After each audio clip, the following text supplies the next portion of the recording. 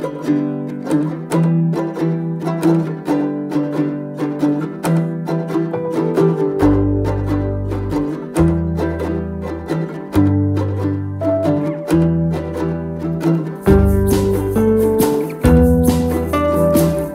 everyone, this is JPL back for another Vlogging is Magic, and I'm going to be going over my BronyCon 2019 trip. Alright, so BronyCon 2019, this is the final BronyCon ever, so this is going to be our last ride, our last vlog for this event, which is sad, but I feel like having an end here is a good thing in life. So, going over what we're going on now, today's Wednesday, and the con actually starts on Thursday. Normally we have pre-registration on Thursday, however, because this is the final BronyCon, we're extending it an extra day, so pre-registration starts tonight, later in the night, and going on into tomorrow morning. So, yeah, I'm going to get my badge today, later today, and I'll see you when I get my badge.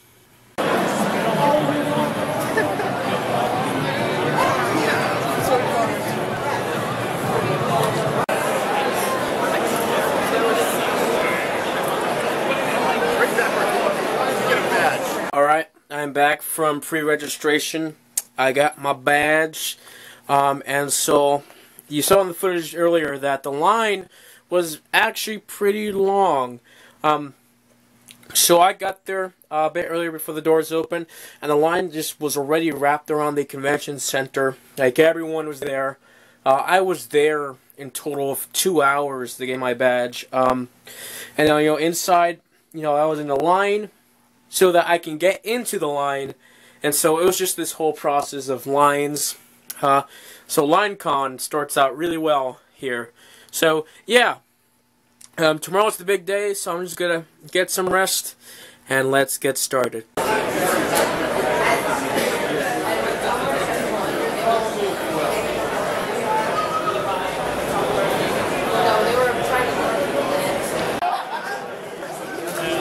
the opening ceremonies? Well, I'm blank canvas. How is it to move these? Wait, what? You don't know the mascots? Oh, yeah, oh, mascots, yeah. Yes, I definitely know the mascots of BronyCon. Of course, main event. Yeah. Oh, that's us. I see. Sorry, I'm a little slow today. It's a work in progress. You're gonna need your break. Oh, no. We're kind of figuring out if we're supposed to start or not, because not everybody's in. Well, let's get the party started.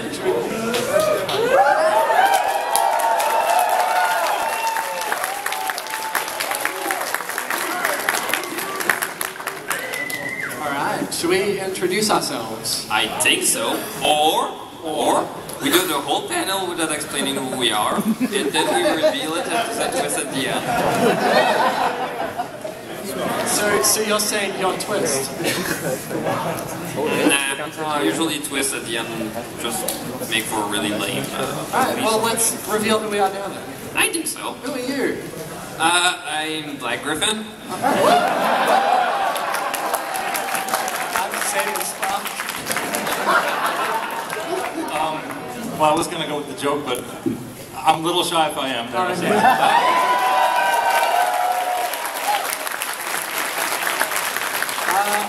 I'll go next. I'm Viva Reverie. And I am Minty Root.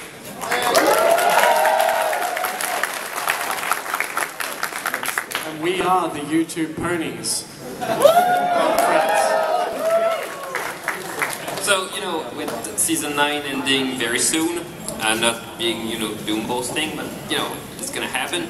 A lot of people just want to see ponies just in motion, and I think one of the great things with YouTube is that we can create our own content, our own ideas, our own, for example, animation, live action videos, reactions, everything that we can make to just keep the spirit going. And I think with this panel we can talk about what we can do as creators. Obviously we don't have the budget DHX has, we don't have the promotion that Hasbro has, we don't have what they have. A lot of it's in-house, just figuring it out as you go. I am not an art student or anything. I figured out how to animate by guessing. But we have something that Hasbro doesn't have. We do have the ability to ship the ponies that they're not courageous enough. You guys actually have great content. Oh, snap! I hope there's no one from Hasbro in the house today. What's the worst that they're gonna do? They're gonna end BronyCon, that's why. We got 11,000 strong. What do you expect is going to happen? There's still people coming in. Can we like applaud for the people who are still coming in?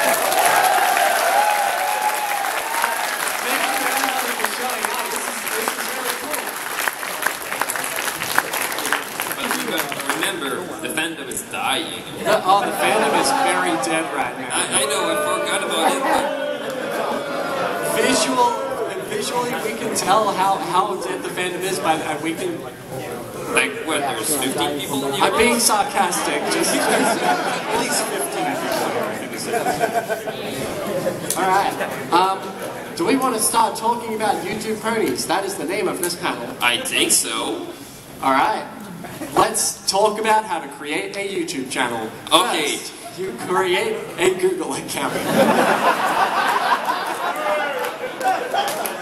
I've had a lot of people who came to me and they were saying, well, I'm gonna start a YouTube channel soon.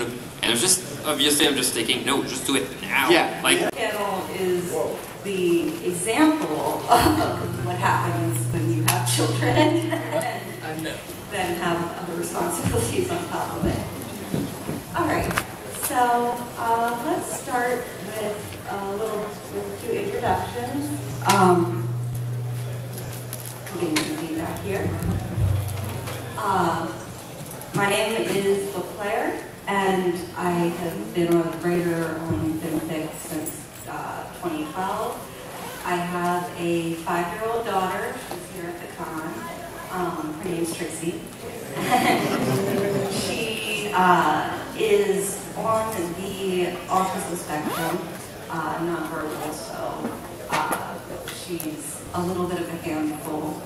I was also the oldest of 4 kids, 2 of whom are 10 years younger than me, so I had a lot of experience with kids before I had Trixie, and so I brought a lot of that to my writing and written some stories like A Guide to Magic and Lost Time, focus on children and families with young children.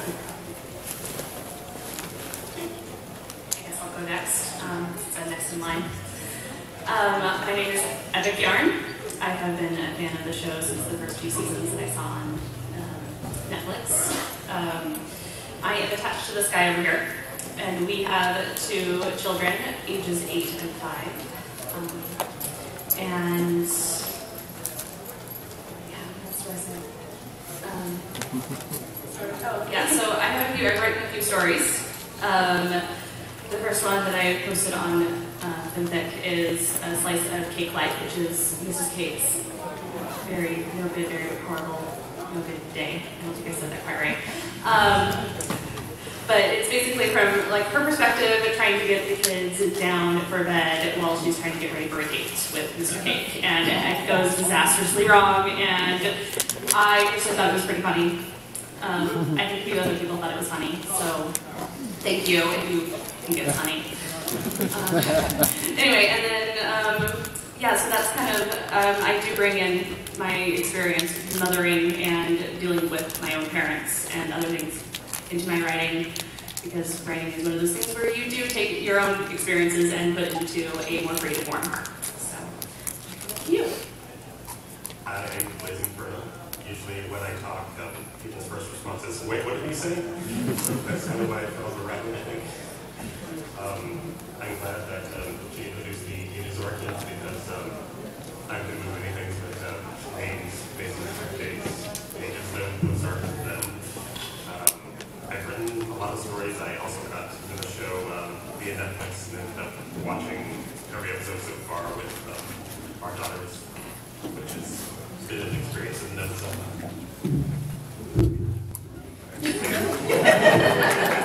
They can't hear you. Okay. I'll try to start over. But I think how I bring kids into my writing has more to do with the experience I have with our kids, because I have half brothers and sisters, but they're so much older than me that most of the time growing up with these are some adults that I'm hanging around. So having kids of my own taught me a whole lot. So it is worth noting that none of us are developmental psychologists or child education specialists or anything. This is hilarious. So we're just going to go ahead and yeah, you guys deserve a round of applause for all showing up. Thank you so much. So we'll start over here. You won't be applauding after we're done here.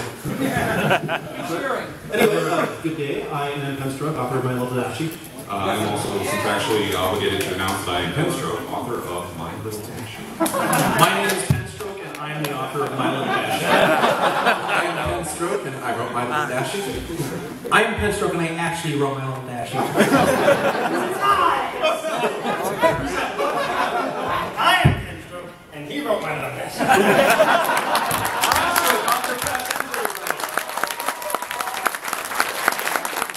Now get out. I figured we should have an opening gag because this is the comedy panel. That's the last time you will laugh. Exactly. So now for real introductions, because there can only be one Penstroke. So actual introductions. I'm Shakespeare, please, World Strokes. I'm Horizon. I am not a changeling. I wrote, among other fine comedies, Watch Watch, which is a parody of Carrie Pratchett that won Aragon's comedy contest a year or two ago. I was roped into this panel at the last minute, but I figured that gives me enough self-importance to sit up here and smile. Hi.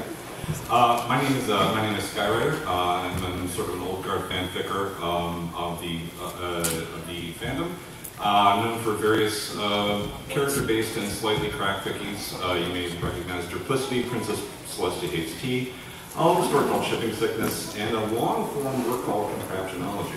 Also metafictional stuff such as Twilight Sparkle Burns the Feature Box, which got metafiction banned from fiction. Back in the days of the rules, it said, don't write meta fan fiction such as this, and it linked to that. And Celestia, that's how it was. Yeah. He didn't write Toy Story. I did not write Toy Story. No. So my name is Gary Oak from FinFiction.net, and two of the stories I've written that are comedic are The Barn, which is My Little Pony Meets the Room. Shining Armors, Call Me Myso, Twilight Sparkles, Danny, you get the idea. And my most successful comedy fic is Twilight Sparkles Not So Secret Chippic Folder. Yeah, I captured the zeitgeist at Everfree at 1/3 at Iron Author with because that was the time the card game debuted. Hey, I'm G.A.P. Jackson on FinFiction. I wrote Regarding the Need for Sex Education, Twilight Sparkle versus Social Inequality, and my most popular comedy story is Fan Service, about the pony of the same name.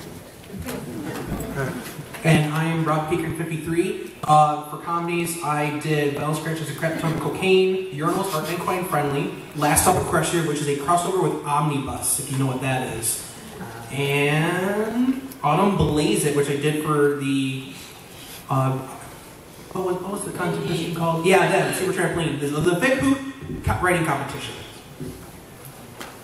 You also wrote this fic. But it's not comedy. You wrote this fic about this guy in Detroit. But it's not comedy. Was it called My Little Yeah, it's My Little Dashie. Like what? Wait, you wrote My Little Dashie? I'm glad this is the last BronyCon. That can finally go in the grave with it. So with this panel, we'll be going over a few things. We're going to be talking about why writing comedy is important, and then we're going to be talking about ways to incorporate comedy into your stories. Then we'll be talking about common pitfalls, because heaven knows there's a lot of them. And then we'll be doing general tips, followed by a 10-minute Q&A. We'll be going about 7-8 minutes over our allotted time because we had to start late. So why write comedy?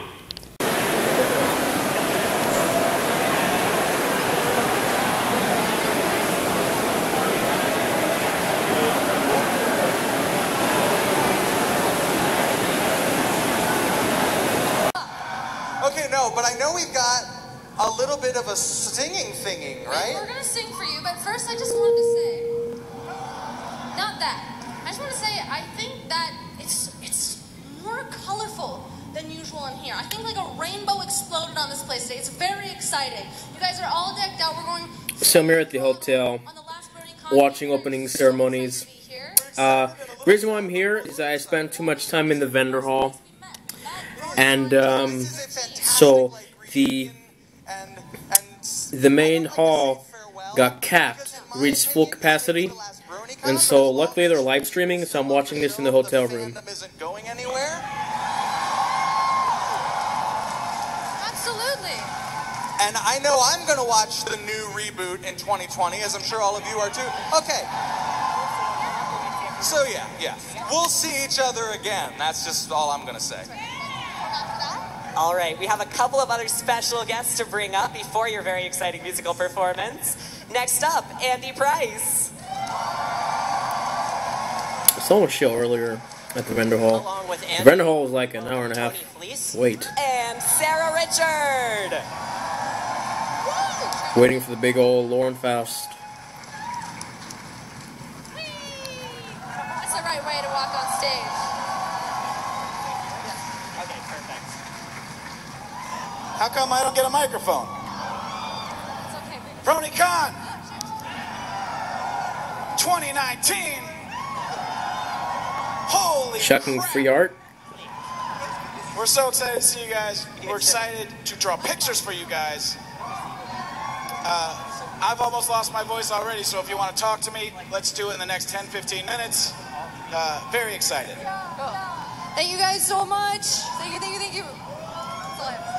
Andy, anything from you, or are you a little busy with the sketches? We'll give him another minute.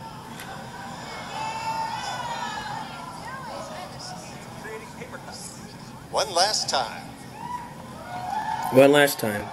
Thank you guys so much for having us here again, us and these guys. You guys blow me away. This is my favorite show. I've been doing conventions for 37 years, since 1850. 37. And this is my absolute favorite show that I've ever done. So, yeah. So please come see us in Artist Alley. We are set up. Just follow the line for the sweaty cartoonists. We are. Cartoonists are disgusting people. Of course. We are. So, thank you guys so much. Let's have a great show. Thank you so much. We'd also like to tell you about all of the wonderful VIPs who will be here this weekend, even though they are not here right this moment. Aww. First up, Lauren Faust. They come in tomorrow. Second off, we'll be welcoming Jason Thiessen to the stage. Well, not to this stage, but to the event when he gets here. Overall, tomorrow. M.A. Larson. Andrea Lippman. Nicole Oliver. Kathy Westlock. Britt McKillop. Rebecca Scheuken. And Bonnie Zackerly. And aside from that incredible VIP lineup, we have gone all out this year on our amazing community guest lineup. You all excited for that? We would like to call up the community guests whenever we get the list. Starting with Saber Spark and AC Race Best. Starting with Dusty Cat and Trish. Trish. Saw her earlier. There's enough room for everyone. Full Papers. No Hacking. Silver Quill. Obab Scribbler. Minty Root. Jay Haller. Trish. Jake Wyman. NC Mares. Monochromatic. Scope. Horizon. Alamex. Flufflepuff. Full Papers. Magpie Pony. The Lost Narrator.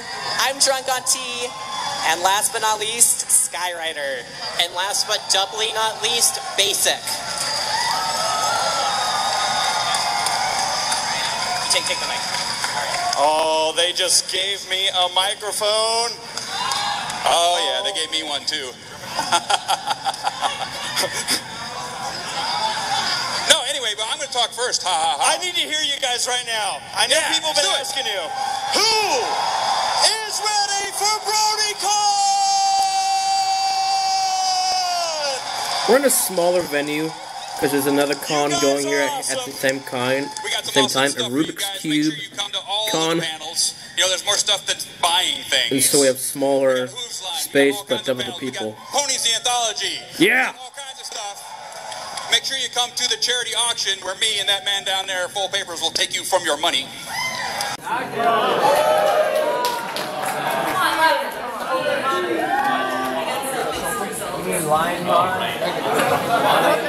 Why is this camera? Why is it upside down? I have no idea. Discord! Let's turn those frowns upside down. I should just try. I like those frames. That's why it was a computer error. It was a gravity error. That's what was happening. Okay, so here is basically the My Little Pony in a Nutshell panel. So here's what we are going to try to do. We're going to open it up for questions. If you have any questions about the YouTube series, the Crazy Stick Ponies, the Crazy What the Hey series. We have, first let me introduce everyone. First of all, I am Round Trip. I'm the guy who started this mess. Let's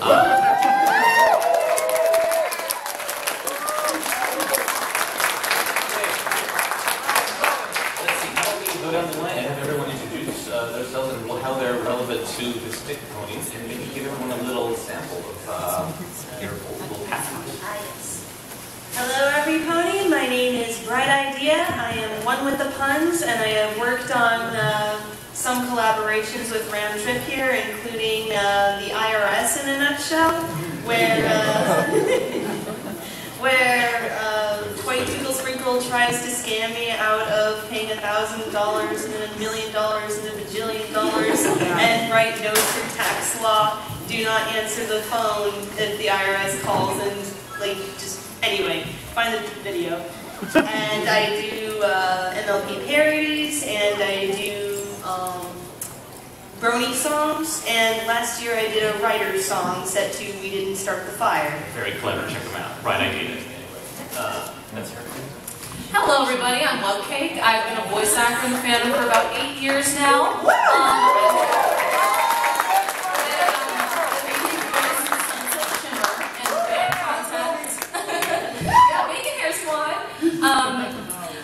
But most importantly, I voice the trio harmony, and I zap you.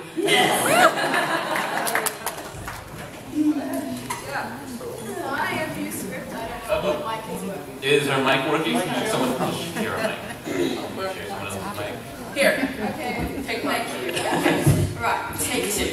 I use script. I play the voice of Princess Rainbow Dash in his alternate reality song.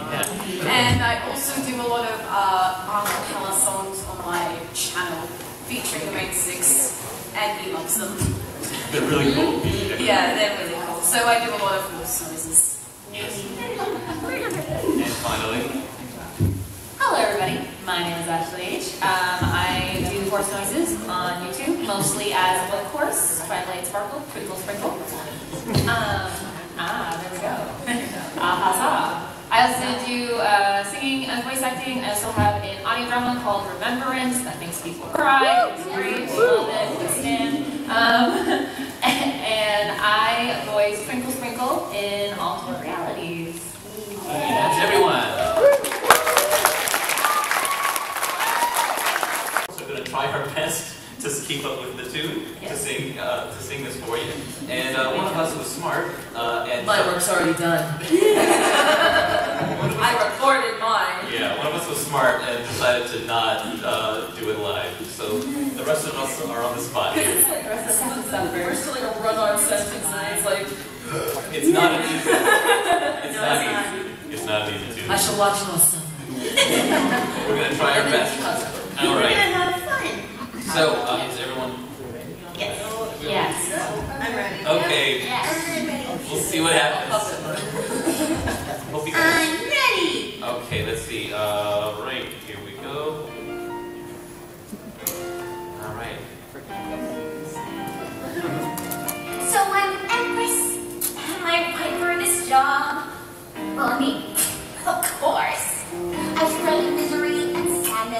sometimes I think, could any pony ask you worse? I know lots of other ponies who are evil too, and they pretty good enemies. I can't help but imagine what things might be like in alternate realities. I'm Princess Chrysalis, I'll take your pony bliss through metamorphosis and change it to adversity. I've got a brand new hive, our mission's to deprive every creature alive of their sentimentality. It's also moving that despite all your boo-hooing, every pony is saluting me. That's what I'm proudest of. Your protests are amazing, I'm gleefully consuming all your love. I'm Princess Debbie, who's they're giving palace rooms. I get to whoever moves some pointy thing out of a stone. I'm so sorry, I mixed up Twilights and Derpies in the video.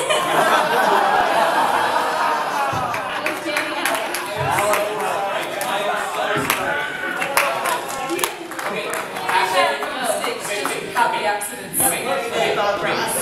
Ashley and Bright, can you switch your Yes. part? Okay, I'm so sorry. Okay, Ashley, you will go first. So I'm still Twilight? Yeah, you're still Twilight. You're still Got you. You're going first, and then we'll be Derpy after Twilight. Yeah, got it. I'm so sorry. Man. I'm gleefully consuming all your love.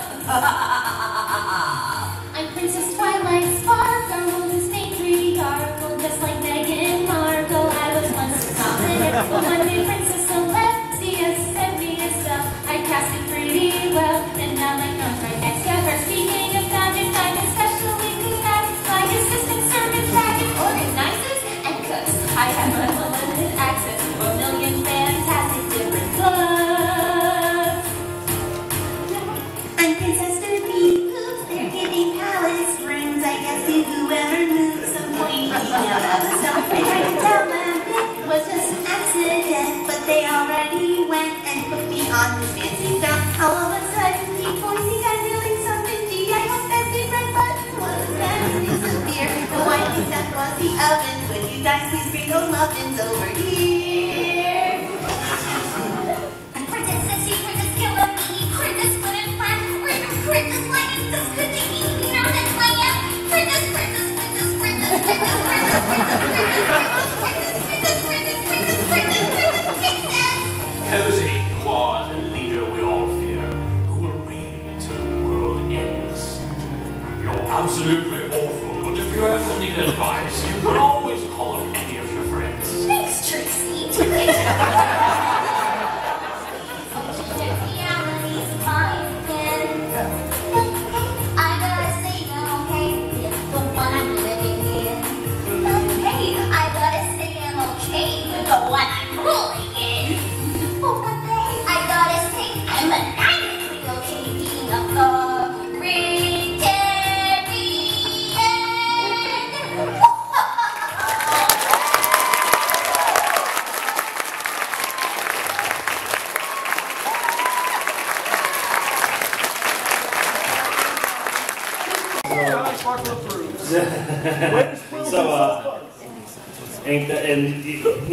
Anyway, so thank you all for coming to the Fan Fiction Foundations panel, rooting your stories in the world. This is probably the biggest audience I've ever done a panel for, so thank you all for coming. Woo!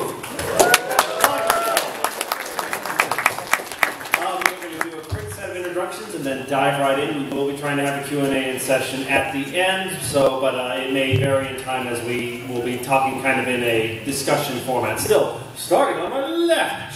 Hello everyone, my name is Angel Oso. I'm here more in the capacity of a consultant in the real world. I'm a PhD candidate for information and media, and one of my specialties is actually narratives and storytelling. So I'm very excited to be here, both as a fan of My Little Pony and as a consultant and friend for these white-listed people with me in the panel.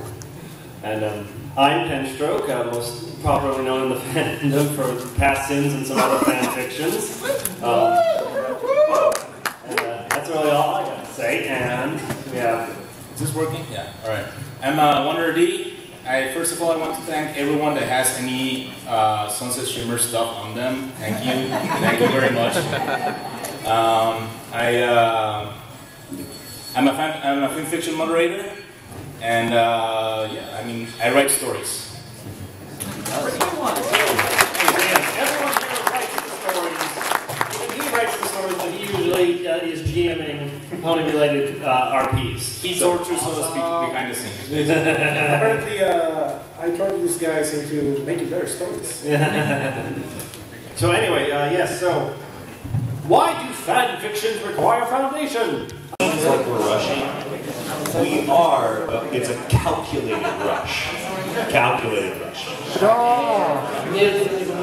Okay, we're done. Yep, any questions? No, so start things off, I am Drew Flashy.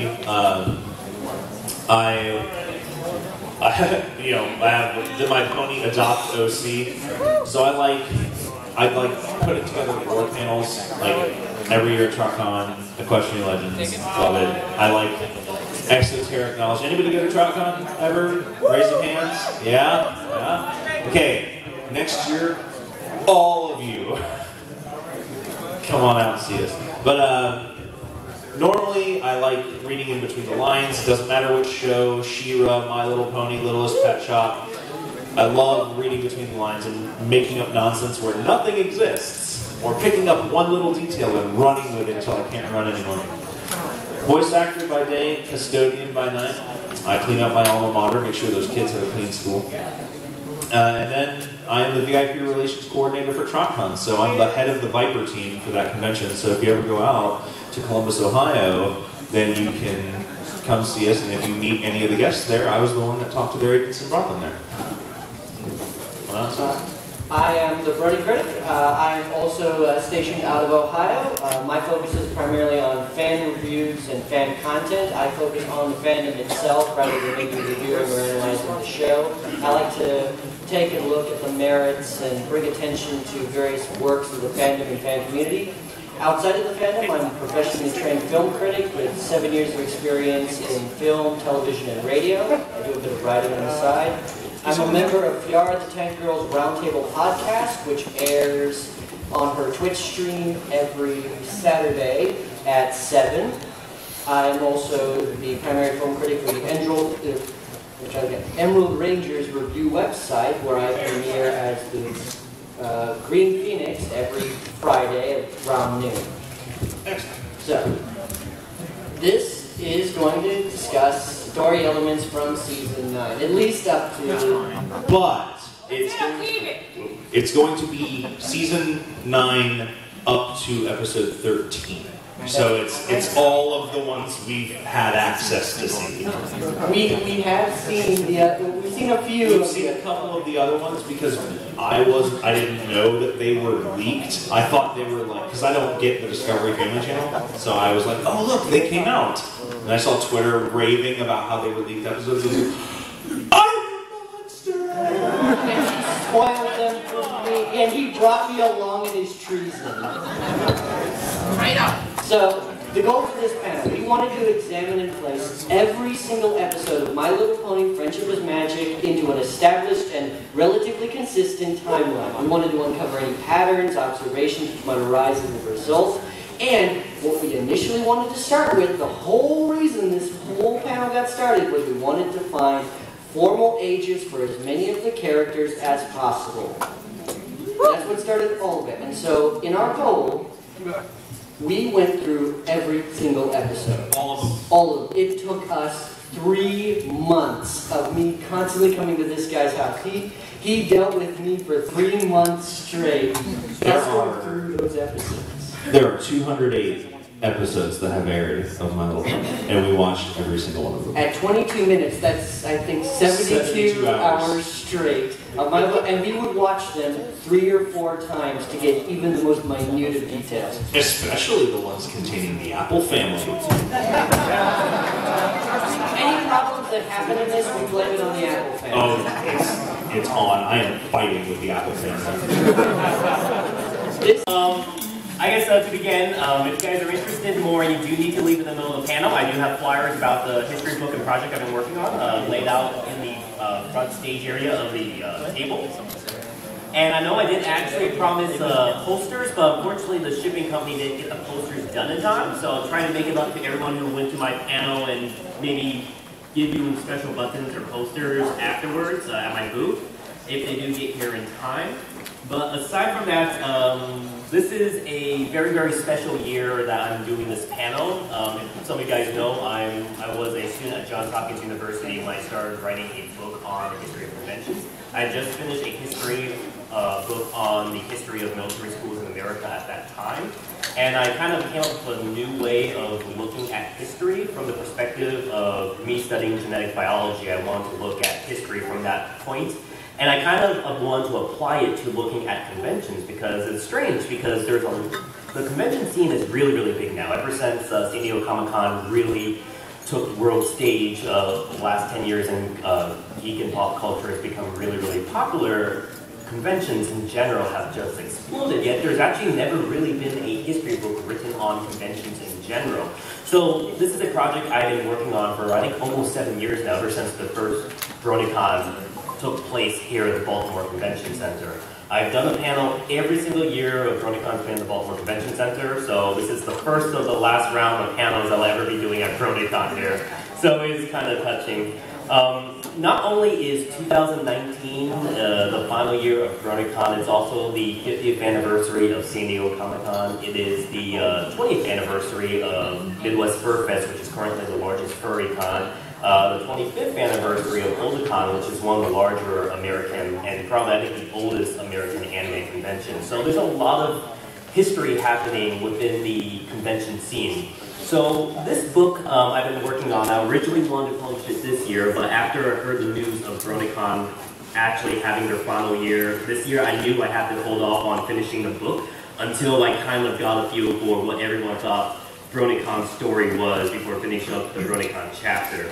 So if you guys don't know a little bit about me, I'm a vendor in the vendor hall. You guys probably see my booth. My booth is the first booth when you walk in with all the flags, hero cards, and badges. I want to thank you guys, anyone who stopped by my booth today and bought something for me. I want to thank you. You guys actually gave me record sales.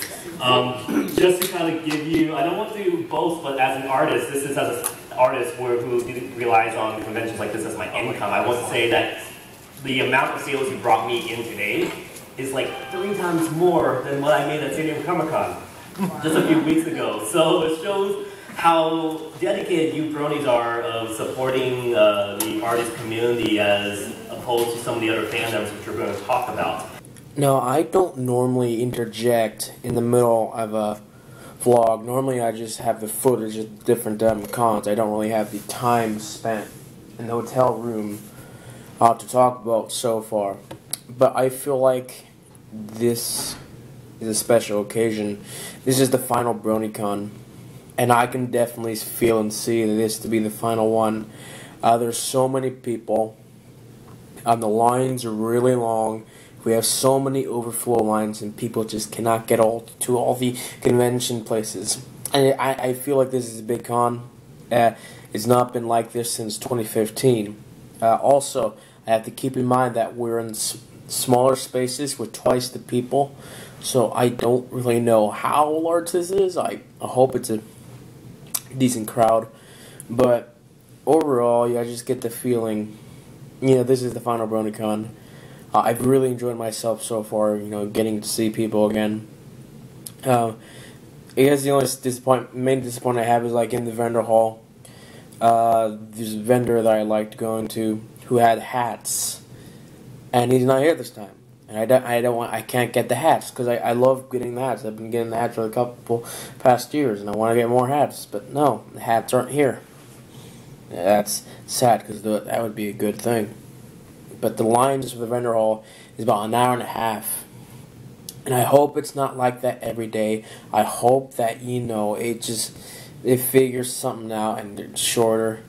Because waiting an hour and a half every day, it's dedication. You had to take time off of something to go inside and do some stuff. So I bought the essentials at the thing, what I essentially want, but I can go back and get some more stuff that I don't need. So Going through the con, having the feeling being this be the last con, I just start thinking back to my 2015 self for my very first BronyCon, which is this big crowd and having this big excitement. At that point, I never would have thought that this con would have ended.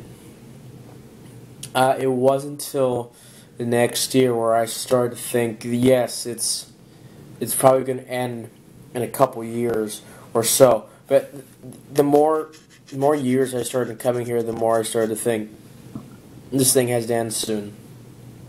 Which I wish I can go back to my 2015 self,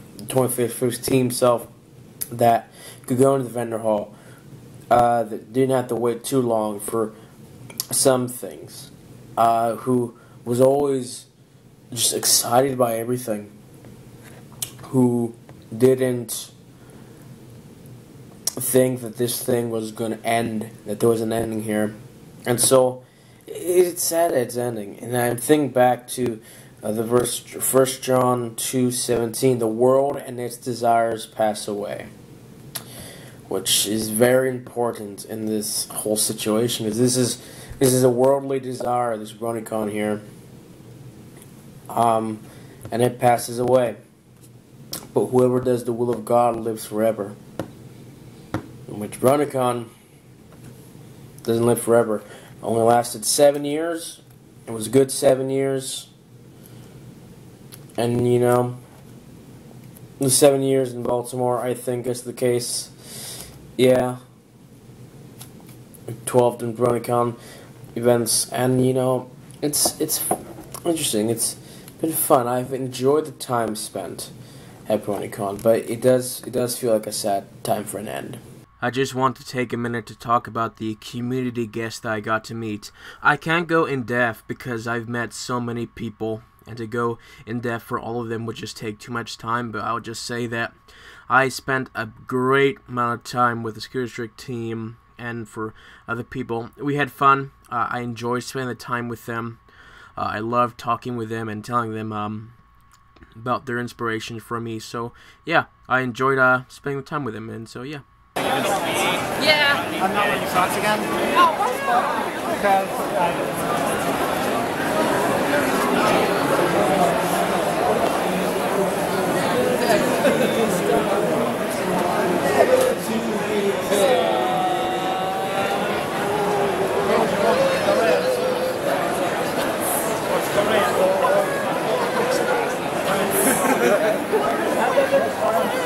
Wait, yeah, perfect. Wow, she's still freaked out. She's still like the blood. Get cozy, because we're going to be here for a while. So that you can become enemies and become friends again. Yeah. Alright, so it seems like a big thing is that I can't make it to the main events hall. You have to show up super early for everything you go to. One of those two chuckleheads that put this So I together. can't make it to the events hall, so I just watching the live stream. And this is the Hoops Line panel. Hello? Hey. Hello? I don't think we can have Saber Spark up on stage without his brother, his companion, his better half, my SO, his blonde-haired clone, AC Roast Beef. Race Best. Yeah. Oh, there he is. Good job, AC. Wait, he's busy vlogging. Yeah. Turn to the camera. AC Race Best. AC Race Best. And of course, good morning. Of course, that bird that gleams in the night of gold. Silver Quill? Silver Quill. Yeah.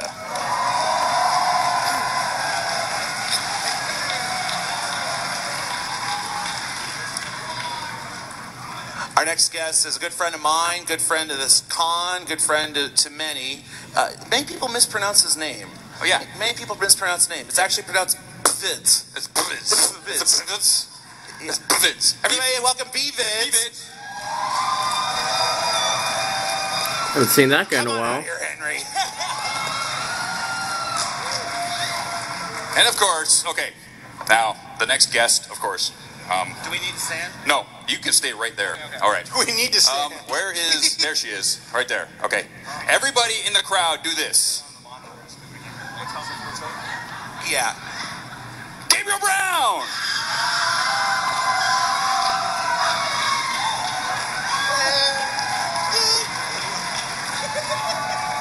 He really is a robot. Race, your 2 lines. I'm tree hugger. Blessings. And, like, really digging your groovy aura. Scene again. Discord and tree hugger are having afternoon tea with Fluttershy. This is the most delicious tea I've ever had. A little glass of water, please. Still in the hotel room. I'm really digging your groovy aura. Thank you so much. I bought it yesterday. Whoa! Why'd you do that? Well, what kind of friend do you think I am? A bad one. Why'd you do that? Apologize to her. What kind of friend do you think I am? I'm tree hugger. Blessings. Okay. Only Discord gets to do that. Okay. No. We need to be friendly with one another, okay? So I want you to apologize to her. This thing. Come on, this way. I'm tree hugger. Blessings. All right. A little glass of water, please. All right, here you go.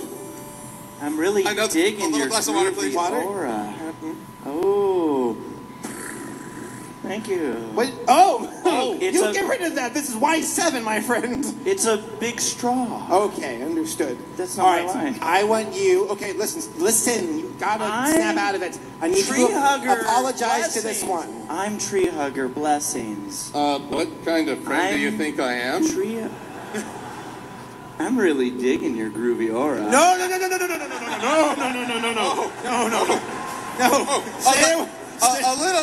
A little glass of water, please. Get back over there. Go in your corner. All right, cool off. Last time we couldn't get Big Mac off of Cheerily. All right, go over there. Keep off. All right. Friends, not friends with benefits. Friends, okay? Tree hugger, blessing. All right, let's start over. Come over here. And keep 6 feet. That's enough. Really digging your groovy aura. Very good. Now you say something nice to her. And whatever it is. What kind of friend do you think I am? Now say a good friend. I'm tree hugger. Blessings. You know what? Just you all do your thing. All right? I'm tree hugger. Blessings. I'm digging your groovy aura. Now, Dusty. So, you know what? We need 4 people. Pick 4. Who doesn't want to be?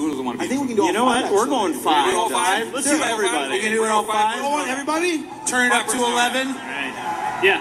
BronyCon, we're going huge. All right. I'll go first then. Here we go. You guys ready down there? Music? Our musicians ready? All right. Here All right, we go. we're ready. It is the hoedown about villain redemption. Villain redemption? The villain redemption hoedown. All right. All right. Let's do this thing.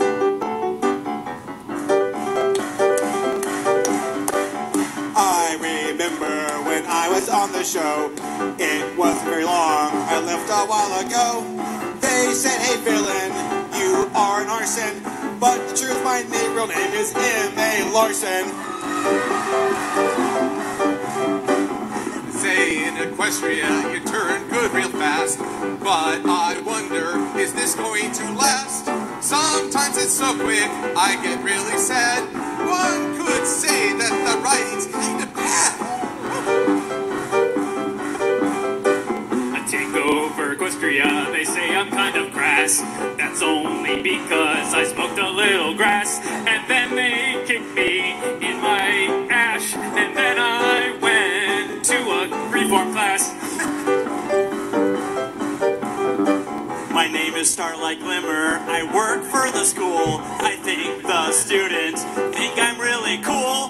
Hey, back in the day, I got into a fight, and check me out now, I'm the new Twilight. Everybody tells me that friendship is magic. Well, I think it's power, but that didn't really stick. I thought 'cause I was 3 years old I'd get off pretty well. But I guess I didn't, cause they threw me right in hell. Threw me right in hell! Woo! Wow! That was amazing! That might have been the best hoedown we've ever done! That was amazing, wasn't it? Wow, the improv works! But, that was just a warm-up. Yeah. What? That was just a warm-up. That was a... We'll warm up. Here we go. You're One more going to song. have One to. more hoedown. This is the hoedown. We're going right back to the farm about the apple family tree. The hoedown straight from apples. Go. Oh, gosh. Okay. Wait, straight from apple family tree. There's a family out there on the farm. I think they are really, really warm. But I wonder, would you all glower if I told them they should all take really cold showers?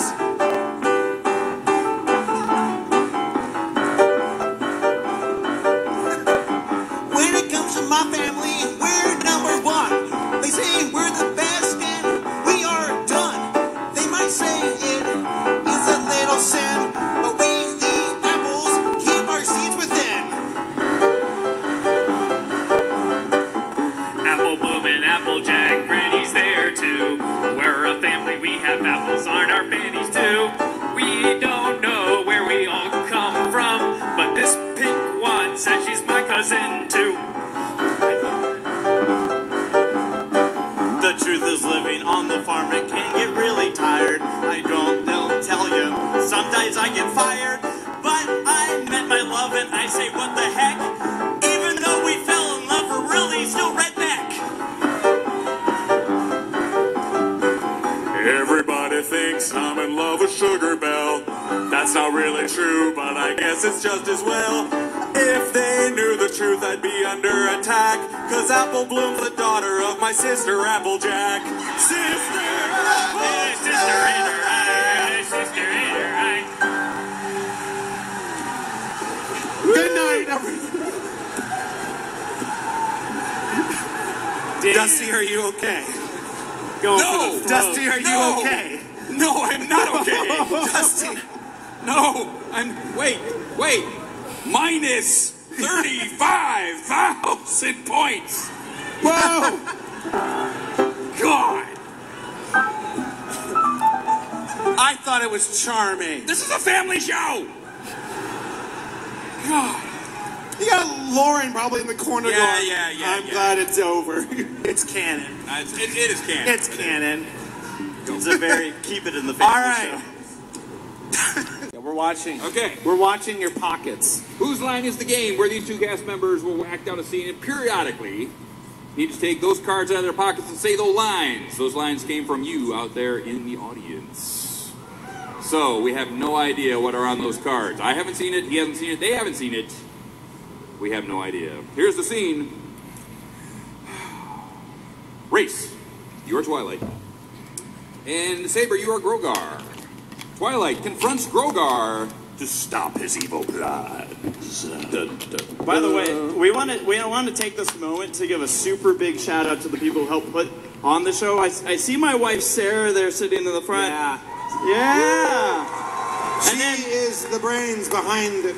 Everyone else is kind of spread out, but if you helped put this show together, I know Panama Matt's out there, and anyone else that helped with it. There's Matt's hat. Yeah, there's Matt. So again, huge thanks to our friends because we can't put it together. Otherwise, we'd know what's going on. Game. I want the best jokes, Sarah. All right. All right. So Grogar, Twilight, she's stopping me. Yep. Okay.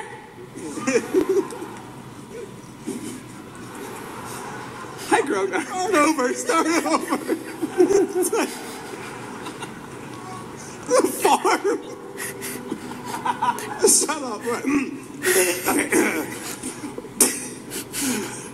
Twilight Sparkle, I see you finally discovered the secret lair that's located next to Applejack's farm. Why did you put it in Baltimore? Cheap rent. Oh. But my realtor told me another thing. He said, Grogar, I'll tell you one thing about Baltimore. The slow manage to last longer than any friendship I ever had. The show. The show. That's an interesting take. I can't read. Oh. Well, I heard that you put a hole in the street next door. Yeah. What was that all about? Anger. Well, you know what my mom always told me about anger? What? She said, I love when you comb my hair. I was my own mother. What? I don't know. Oh. You know what my father told me, though, Twilight? This is some really good advice. You need to listen to this one. Okay, Grogar. He said, Grogar, you failure. Listen to me. There are some who call me Tim. But what did you call him? I called him Stepdad. What's happening?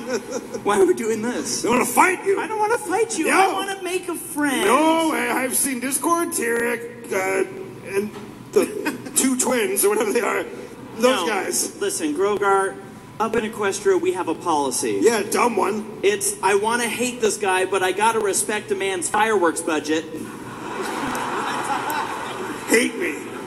Hate me. Let the hate flow through you, Twilight. I'm impressed. I'm impressed. You can be an evil alicorn with evil wings and evil horn. And you know what else is very evil, Twilight? What's that? Sorry, but Princess Celestia is in another castle. She don't care about you. You're her lackey. She doesn't like you. She never liked you. You've done her dirty work. That's not true. It is true. No, it's not. What are you going to do about it? Just the other day, Celestia told me herself, she said, this is somehow Twilight's fault.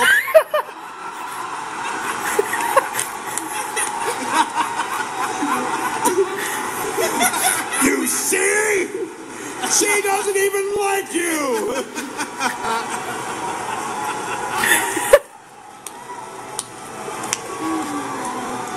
You know what? I like you, though. Really? I'll be your mentor. You don't need that stupid alicorn telling you to pick up pizza at 3 in the morning, all right? Yeah. I'm going to give you my own advice. Okay. Grogar's lessons of not being friends. Step 1. Tell me. Yeet! Is that all it takes? Take Celestia and yeet her out of there! You know what? What are you going to tell Celestia Right before I yeet her out of there, I'm going to look at her right in the eyes and say, technically it's not giving up if you make Twilight do it. See? You see? Am I doing this right? You're doing a great job.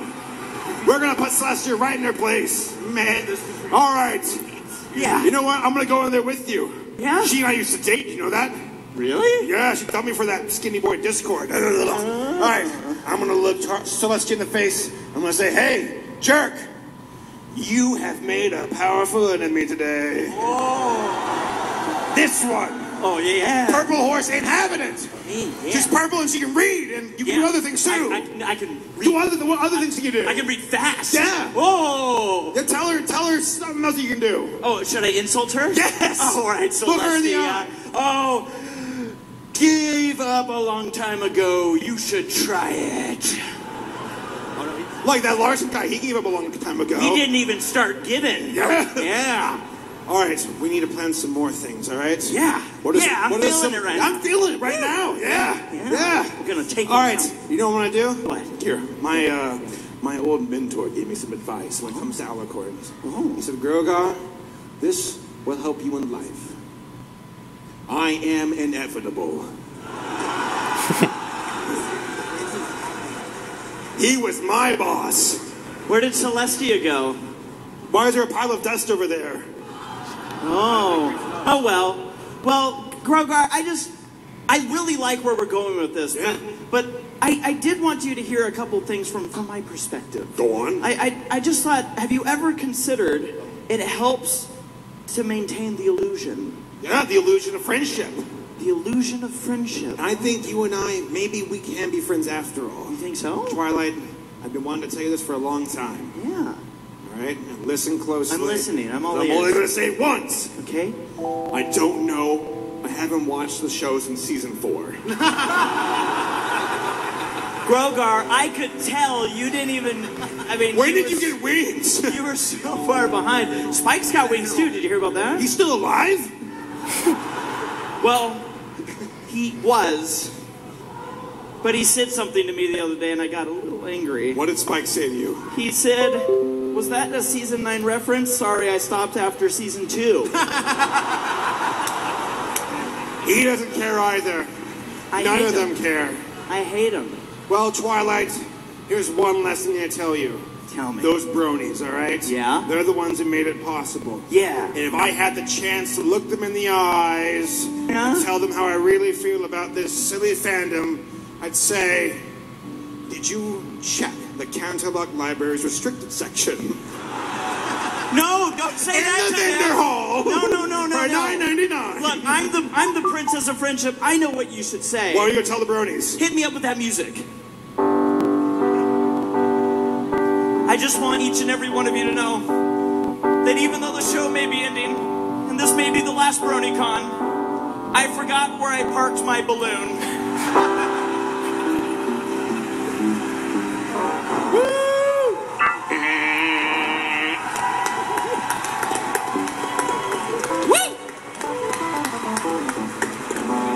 We can only got time to do one of two. Okay, you guys are going to get the cheer. Which one of these two Irish drinking songs do you want to listen to? The Irish drinking song about Sunset Shimmer, or the Irish drinking song about the Weather Factory? I think I know which one we're doing. I think we know it. Yeah. Of course it's the Weather I think it's the Weather Factory. Go. It's the Weather Factory. Irish drinking song. The Irish drinking song about the Weather Factory. One of us can only be four. So Four people are race, Four age, people. silver, and saber. Saber. Yes. Henry, your moral support. Go for it. All right, but the Weather Factory. Okay. All right.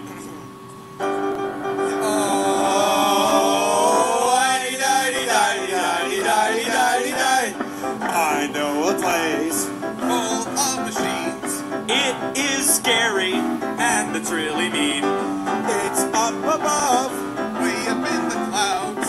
I told not go there. They would knock me down. Oh, it's full of nice colors. And of ponies. Some of them are workers. there they are, Tony. We make the weather. And other stuff. We also make rainbows. Take ponies and make them into fluff. Oh,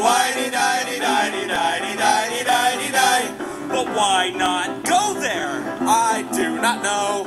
Stay away. It's full of snow.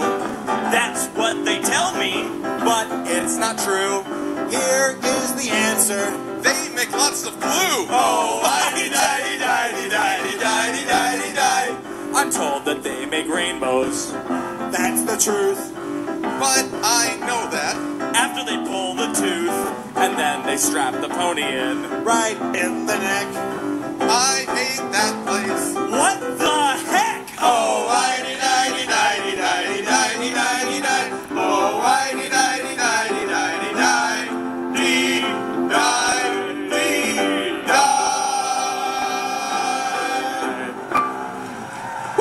I am so excited.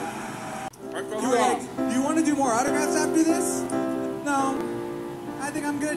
I think he needs a shower after this. Me too. Oh man. But let's sing a song about. Guys. I think we should sing about BronyCon. This is the last of the BronyCons. It's got to be heartfelt. Yes. The last BronyCon heartfelt song. Heartfelt song. All right, about the BronyCon. All right. From the heart. Through Yeah, the whipped kick it cream. Over the chocolate. Deep in the cockles, maybe the subcockle area.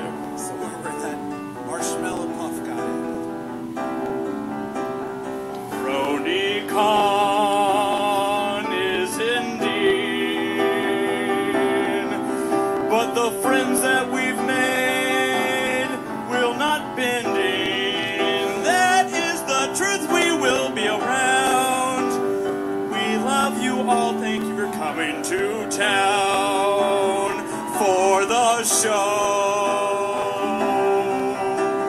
You're my friend until the end. I've had the time of my life with you.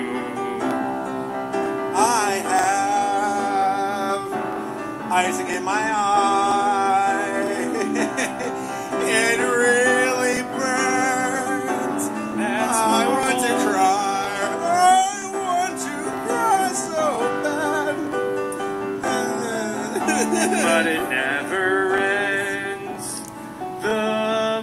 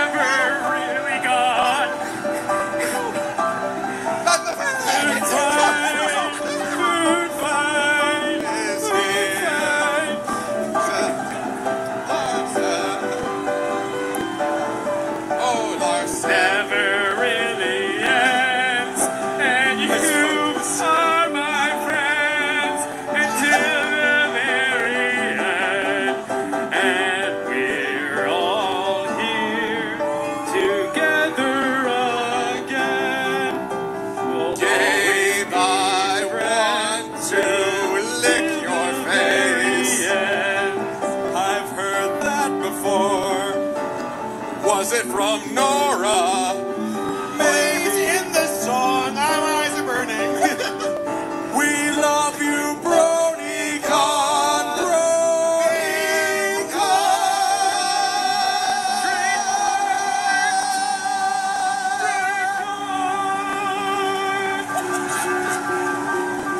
Ladies and gentlemen, thank you so much for coming to Hoofly! Are you okay? I can't open my eyes! Thank you, everyone.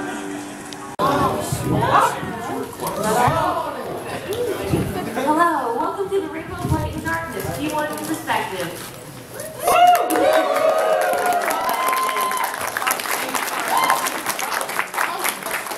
I'm the lead panelist of Crystal Ring. I first watched G1 growing up, but I wasn't alive when it originally aired, so let's go down the line. My name Is it on? No. Hello? My name is Zombie. I am a cosplayer and artist. I am not Nurse Joy, Red Heart, or Pinky. I am a Gen 1. I am a Gen 1. I'm a Gen 1 pony named Sweetheart from the Nurse line.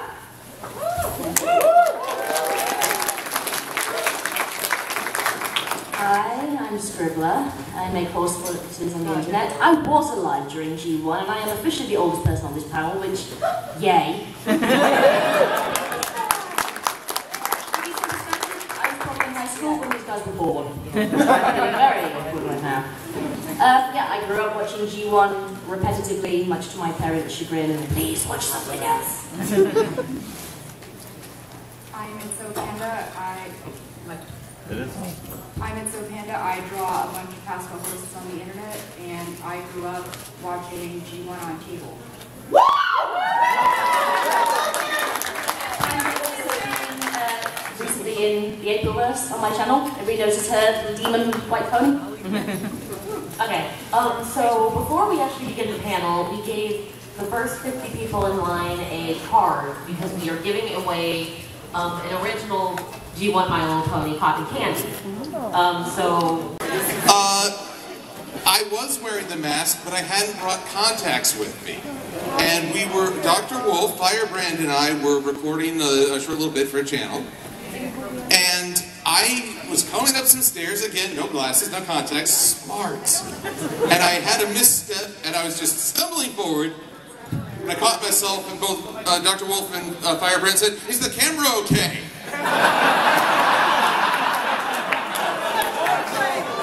I'm fine, thank you for asking. The critical component of this, the inanimate object. So was the camera okay? So you getting hurt. And so, I mean, yeah, I guess they kind of figured, well, it's Silver Quill, he's gonna get hurt or he's not. But it was then that I figured out the pecking order. Pecking order. And I'll tell you right there, I'm here, the camera's somewhere up here. I think the carry handle is in between us.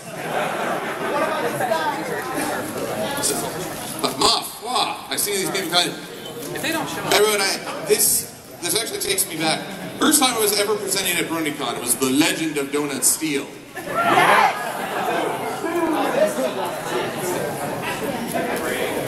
The previous panel was the Horseshoe Crew. It was the earliest set of reviewers that gained notoriety. So it was like 4 or 5 people. Right there. Yeah, buddy!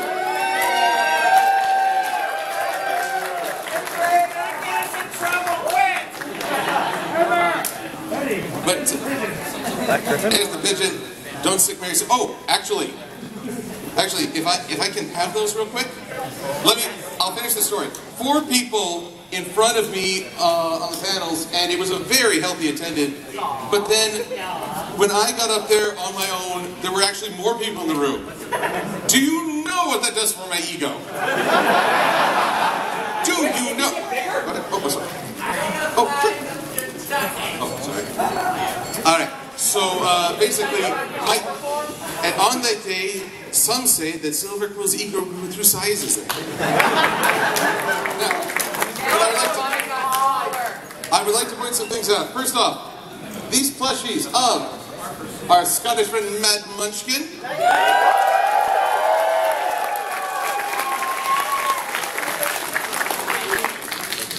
And Mary Sue.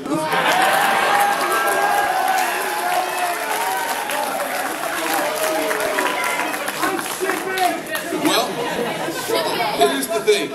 Both these plushies are available in a silent auction held at the Way Too Weird table in the vendor hall. It's booth number 201. So come by, sign up on the sheet, scope it out, and you can take one, maybe both of these plushies home. And if you want to post Mary Sue online to make shipping jokes to Silver Quill, I will not stop you. I will, however, resent you. You know what? I'll just have her here to keep an eye on me and encouragement over here. It's like kind of like a shoulder angel and devil. Ah, that's true. Good point. Good point. Wait, don't you have angels? No, I have shoulder devils. This is why I make bad decisions. I got two devils. Yes, I got flag. So, here we go. Oh, and correct my... See, I don't have to worry about my disheveled appearance because my friends will correct me. It's how I survived this long. And I have technically survived. Also, at the Way Too Weird panel are Madoom flags.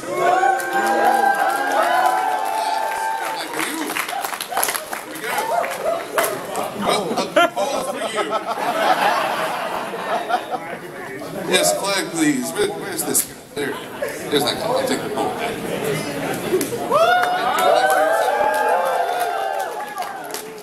Oh, no. I'm giving full flags, but here, I gotta make sure. Oh, I'm sorry, I only have... I'm going to speak also. Volume, volume, volume. I might need a little more. I'll be at about this distance away. Good, good. Awesome. You only need to be one. Hi, everybody. How you doing tonight? You guys having a good con so far? Yeah! Glad to hear it. Yeah, right? Well, here's the thing. We got like twice the people and half the space, but it's a good time. So it feels, it's Friday night, but doesn't it feel like Saturday night at a con? Yeah! I love that though. More con is good. I'm always good for more con.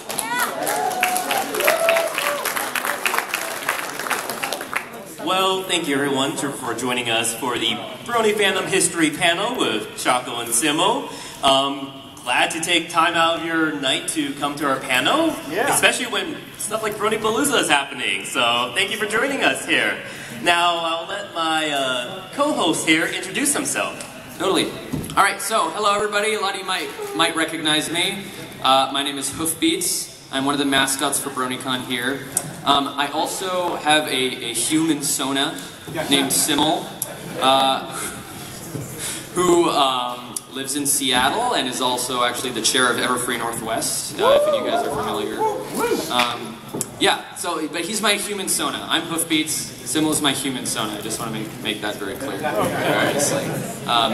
And you guys might know me as Choco Pony. I'm an artist, a vendor, and a historian, and we do a podcast together called Zootopia Minute. So if you guys are fans of our show, if you've ever listened, is that an anvil? Why is there an anvil out there? That's awesome. I want to plush it. Very cool. Who's seen the movie Zootopia?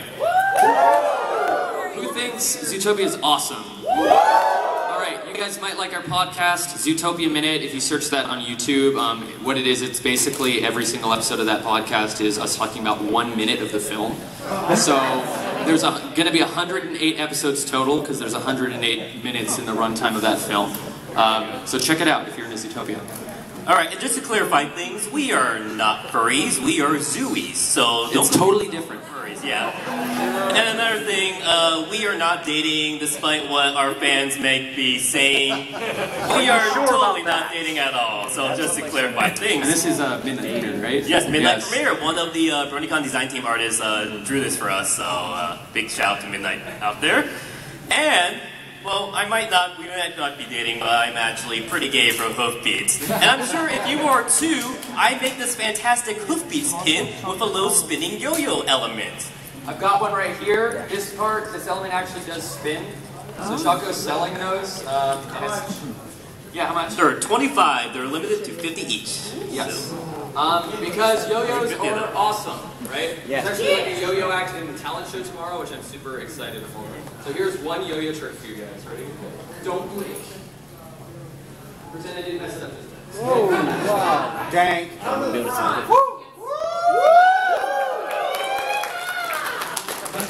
Wow. If you want to see more yo-yo stuff, evidently there's someone doing a really cool yo-yo routine in tomorrow's talent show. Or no, Sunday's talent show. It's Friday. Yeah, it's not Friday. Stop doing that. Yep. Yeah. So it's all his fault I made this hoofbeats yo-yo pin, which you can pick up at my booth. 109, I'm one of the first booths you see when you walk into the conventions, the vendor hall. And as we said, we do the Zootopia Minute podcast, so make sure to follow us and see us on there. Now, to get started, we are talking about the Brony fandom, which has been around for 9 years now. Yeah. Who else feels pretty crazy that it's been that long, right? I mean, that's a great thing, isn't it? I don't know if anyone really expected it to last this long when it started, right? No. Another quick question, because I really want to know how many other people relate. Raise your hand if, when the show first aired, you were still a minor. Yeah. Right? Some of you might still be minors. That's cool, too. But yeah, it's crazy. It feels like a coming-of-age type thing, doesn't it? It's pretty neat.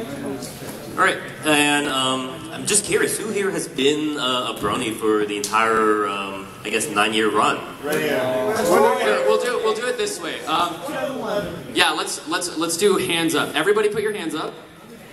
Put your hand down if you joined the fandom in this year, 2019. What about 2018, 17, 16, 15, 14, 13, 12. 11, 10, and is there anyone here who is a fan of like G1 and stuff even before? Yeah? G1 fans? Sweet. Yeah. All right. G1's sick. Crazy, right? So we got an awesome mixed audience here. Some of you guys might be familiar with some of the stuff we're going to be talking about. If not, maybe you're going to learn some new things. I wish I joined. Right. All right. So if you guys have been to any of our previous panels, especially mine, you know I do a lot of boring academic history panels, so let's have a little fun at this one. I love history. So I will provide the history. I have the, in my convention history book I've been working on, I actually have a chapter on the Brony fandom specifically, and I kind of divided the Brony fandom into specific eras. I will codify the eras with specific tropes and events that happened, and we will basically fill in the blanks. So we will kind of talk about certain events, memes, and cultural things that kind of stood out during those specific eras. And if you want to shout out and give input to some things we didn't touch on, feel free to do that, and we will kind of cover it. But first, to kind of cover it.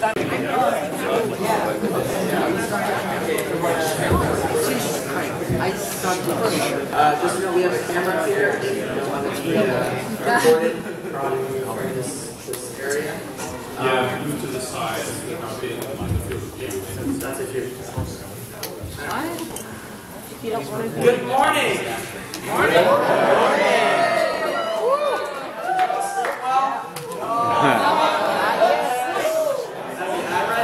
For the week.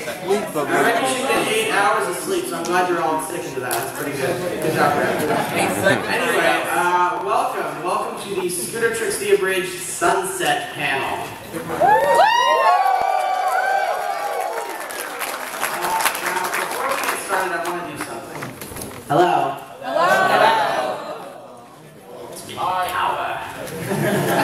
Oh, come on, guys. One more time. Hello. I am the bird. Stop, son, what? Alright, so, so this is the Sunset panel. Thank you all. We did not expect this many people to come out, so thank you all very much for coming out. So first of all, we have a lot. This is kind of sort of like a finale type panel. For those of you who don't know, we didn't officially say this, but we were telling some people, but this is the last episode of Scooter Tricks The Abridged. That's right, it's the series finale. All things must end. We thought it appropriate for the final BronyCon, so this is going to be the last one. But we've had a good turn, haven't we?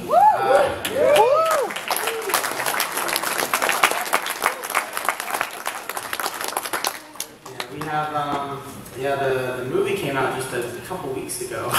So that was insane.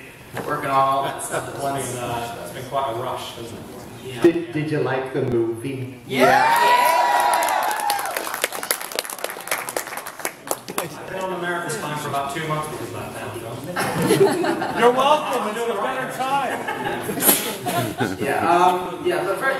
So let's get into the introductions. So first of all, this is the Scooter Tricks The Abridged panel. We are Scooter Tricks The Abridged. We do so an abridged series, which is basically you probably all know, but for those of you who don't, we take the show My Little Pony, we cut it down and we dub it over and we turn it into something completely different. That's pretty much it. So my name is Jack Etchman. I am the producer and head writer of the series, among other things.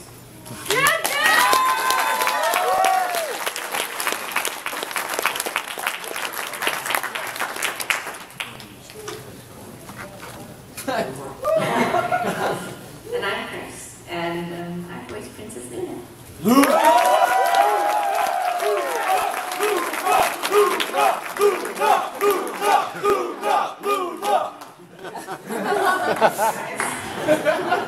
My name is Eric Zimbauer, the co-creator of Bean Quest. Excuse me. It's Jolly Rancher! I'm the Jolly Rancher. The co-creator of Scooter Tricks The Abridged. Me and Jack started back in 2014. I also made the snazzy intro that everyone seems to love. Both correspondence intro, and the main theme ended and a lot of Zeppelin stuff.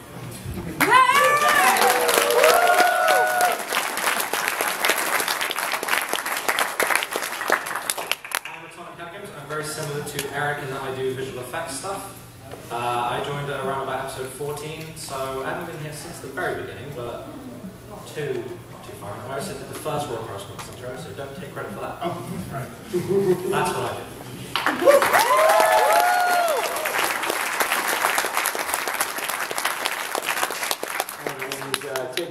I'm one of the writers and story creators, story editors, and I work with Jack on coming up with the ideas and then do a fair amount of writing, especially heavily into the movie and the last episode, episode 23, and a few others there. So could I get you guys to do one thing for my mom? I'm just going to do a quick pan of the crowd and you can just show that you love us. Do the wave. The wave? The wave. Everyone do the wave. Left to right. Okay, ready? We're going to go for the wave. Right, on 3. 1, 2, 3.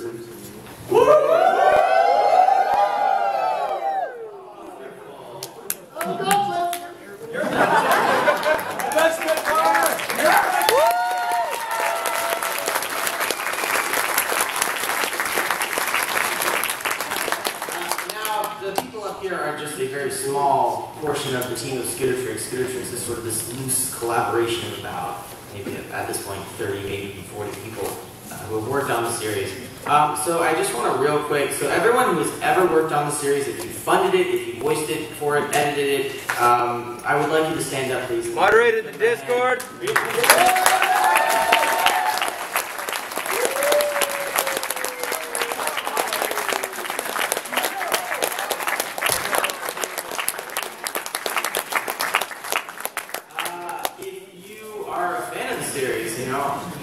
You're the reason why we're here, why we kept doing it for so long, and giving us encouragement to keep on going and actually get to the end here. So if you're a fan, please stand up. Everyone.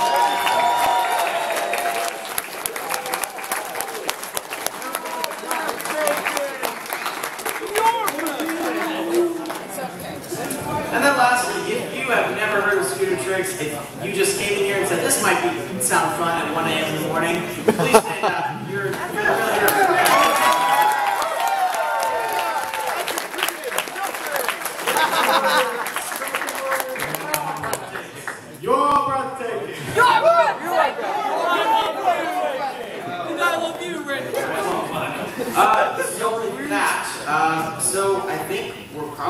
get on with the episode now, and then go on to some questions afterward. And I also have a couple words for, because I think we have some other bridgers in the audience too. So, yeah, I think, 10 minutes. I know, there's no! That's crazy. Unacceptable! We thought it is appropriate because it's... Kidding. It is the plan. Go to the moon! Yes, I just sent you there like I did but, I don't know, I said have fun for the last one, so I'll say... Big enjoy. The big jolly. All right. Thank you for joining us on this lovely Saturday. We still have 2 full days of convention left. And we are getting ready to bring out our contestants and celebrity guests for Match Game. This is the fill-in-the-blank game where the questions might have a double meaning, but they gotta keep it clean for their responses. So without further ado, let's go ahead and get our contestants on stage. Please welcome to the stage, Chibi Shiba.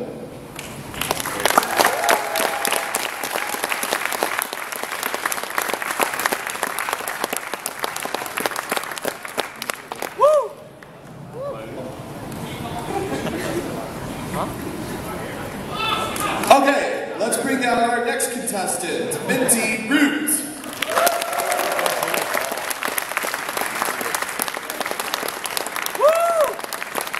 Chibi Shiba is getting from the convention business. They should be here very shortly. So let's go ahead and bring up our celebrity panel. First up is going to be Britt McKillop.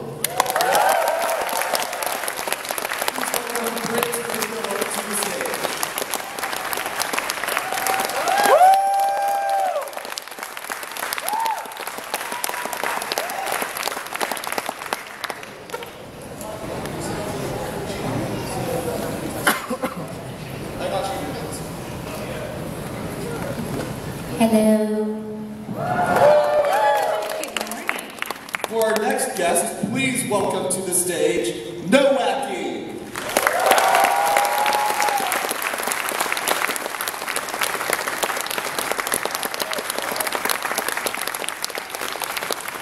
And before you get too excited for our next one, give us the best effort round of applause you can for Scope.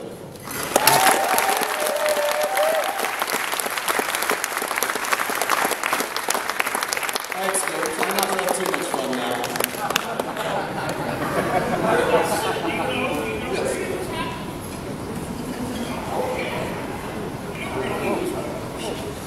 Well, the contestants are the ones playing. You're just trying to help them win.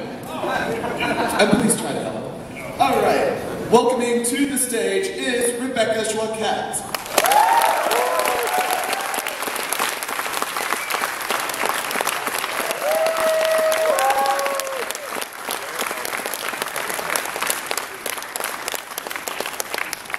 And then next up, please give a warm welcome to Magpie Pony.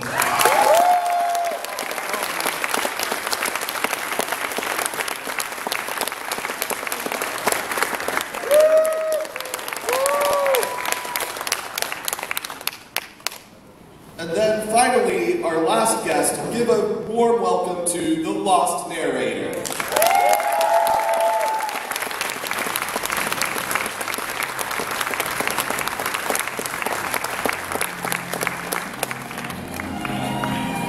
Now let's go ahead and go over the rules really quickly, starting with the contestants. What I am going to do is you are going to give me either an A or a B, and then I am going to read you a prompt that has a blank. Typically, as Match Game goes, they may have a bit of a double entendre meaning. Please keep your response clean. After I give you the prompt, you aren't going to say anything. Just keep it in your mind. And then I am going to read it again, the same prompt for everyone over here. Once again, please keep your responses clean. This is a family-friendly show. And you're going to write it down with a Sharpie on the card in front of you. Do not say your answer into the mic. After I feel like you all have your responses ready, I will have the contestant read their answer into the mic. That's fine. All right, Chibi. Rainbow Dash took a nap and slept through what? Landing. Landing! I love it. So was she napping on a cloud and it just rained and then she fell? I love it. Seems like a Rainbow Dash thing. Britt, do you have landing? A party. Wrong. That's something I would do. I think she would do that too, as much as she loves parties. She's always high energy, and that's just her mode. She can sleep. I would. No wacky. Season 9? Well, now you know how the next 13 episodes go. No need to watch. Armageddon. That's a little dark for the pony world. It is a good one. I like it. Wonderful training. Also, what did answer it? Yeah, almost a question. Her own wedding to Pinky. Get out. I agree with your shit. And what do you read?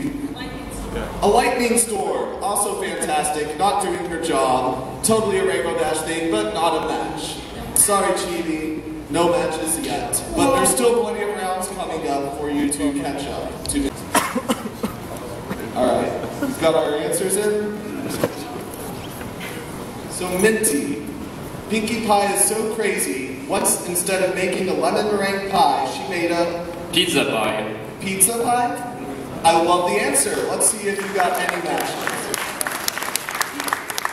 Britt? She made a shepherd's pie. Also a fantastic answer. A Friends episode of Rachel. Yeah. No? Okay. No wacky. A Pinkie Pie. A Pinkie Pie with a Pinkie Pie. We went to the beer con to get your ingredients and we saw how that works. Since we're Maryland and Percocet pie. It was heroin, but Percocet is a current right? This is true. Very educational. Thank you, Smith. I'm from here, so What is your answer? Party cannon pie. The pie that every brony needs. It exploded. A mud pie. Oh. A confetti pie. That's super. I like this train of thought. Unfortunately, no matches, but you are still in the lead with 2 points. Little free library boxes he had around the city. I'm sure someone will like it. yeah, someone wants it. It's amazing. Take care.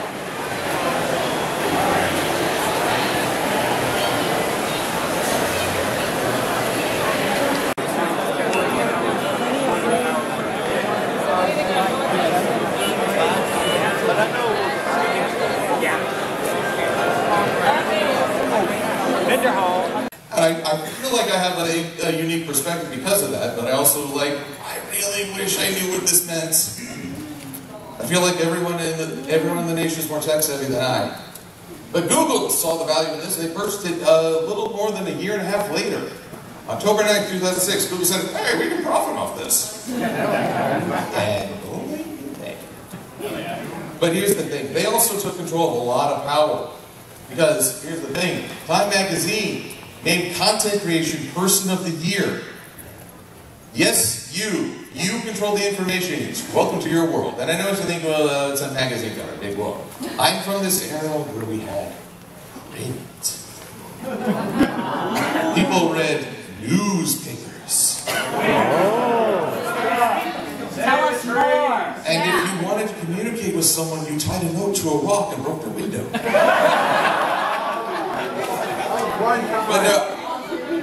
But Time Magazine is kind of a validation. It's an affirmation of your importance. It grants legitimacy. That's why being named Person of the Year is a pretty big deal. To say that content creators now have this influence over our culture is astounding and frightening and beautiful. It's all those things, kind of like a convention. Hey. See what I did there? Hey? Yes. Alright, hi everyone, welcome to Drawing for Exposure. My name is Midnight Premiere, and just to give you a little context, we are a panel of starving, absolutely desperate artists. So we've gone through this entire weekend drawing, you know, we're at our wits' end, you guys. So some of us are staff artists, some of us are vending. We wake up every day, we cry a little bit, you know, we like walk out of the closet and we're like, okay, here we go, we're just gonna draw with people, and this is how our day starts. This is a livelihood of people. So what we are going to do today is request that you guys give us things to draw in exchange for this legendary exposure. So I want you all to remember us, our legacy as artists. I want you to get on your cat's Twitter and talk about us, because we need that exposure. We need those DeviantArt points. Who are you again? You're banned, sorry. So if y'all have any sketchbooks, any pieces of paper, feel free to join us. We're going to be taking requests. I have a few slips of paper here. If y'all have sketchbook, you know, you can tear out a piece of paper and write a request down and give it to us in this hat. Hello, everyone. Hello. Welcome, fellow congoers, panelists, Gerald Night Owls. I'm your host, Part PM. Also, Phil, Philip, or just that guy. You might know me, you may not. Take your pick. Free country. So, here we are. The final season of My Little Pony.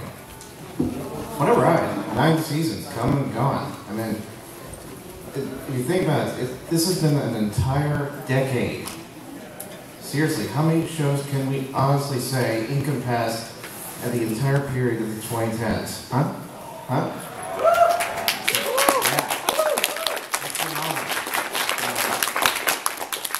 MLP really left behind a legacy. Still, all good things must come to an end, and thankfully, every end comes with a new beginning. So, to that end, or beginning, or, sorry, I just confused myself. Anyway, the question many of you are probably considering, since you actually bothered to show up, so, what else is on? By the way, I submitted this panel before the show announced it was the last season, so pretty good foresight, huh? Anywho, we'll be exploring an entire cavalcade of cartoon shows currently airing on TV and or available for streaming services. Plus, we'll look into what will be coming up next season, or may still be in the works. This should be a great insight, not just for animation enthusiasts, but also for any reactors in the audience looking for new material. And parents, I guess. Keep in mind, even though we're up this late, and this is still technically an all ages panel, so we'll be focusing primarily on children's animation. That means Final Space, Rick and Morty, pretty much all of Fox, all new. Well, thank you for at least mentioning Final Space. Yeah. Yes. Great choice. Also, the majority will be productions of Western animation. BronyCon was last weekend. This weekend, Ponies. So no anime. Sorry. Late and welcome to Distant Worlds Writing for Non-MLP Settings.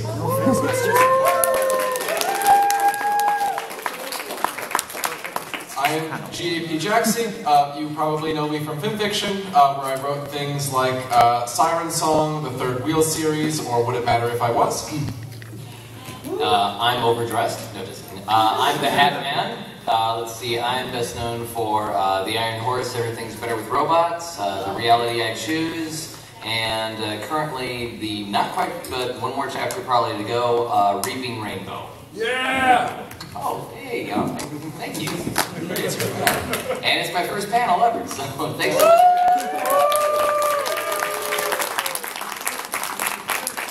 All the tough questions are for him. I made a horrible mistake. I'm Pascal White. I'm a Equestria Daily pre-reader and a former Royal Camelot Library curator. My stories I'm best known for of late are probably Suffer in Silence and The Art and Science of Letter Writing. I'm Wonder D. I am a moderator for FimFiction.net, not FanFiction.net, actually. I am best known for The Three Sisters, The Empty Room, or The Sweetie Chronicles, or more lately, XCOM Ranger, or occasionally banning people from the site. I've been accused of that, but it doesn't happen as often as The fan camera. Yes, thank you. So as MLP draws to a close, there are going to be many people who want to keep writing MLP fanfiction, but there may be other people who previously wrote fanfiction for the series who want to start writing fanfiction for other series, or maybe even branch out into original fiction. And so the purpose of this panel is to give what advice we can on that topic, not just in general, but specifically in the context of My Little Pony. MLP and the world of Equestria have so many things that make it very easy to write good fanfiction for. There's a lot of good world building here, there's a lot of good characterization, it's a sandbox that's easy to play in and easy to build things in. And so we're going to be talking about My Little Pony and Equestria and the things in it that make it so easy to write for, and how you can take those same techniques and extract them out to other worlds. So, once again, interjecting. Because I interjected the first time, I feel like interjecting this final time here would be a good way to just get things going and how I'm feeling right now. So, today's Saturday night. No more panels. Tomorrow starts Sunday, the final day of BronyCon, and that's where it all ends. Tomorrow, most of my time is going to be spent getting autographs, the final ones that I need to get, because the autograph lines are just they're so humongous, and they take so much time.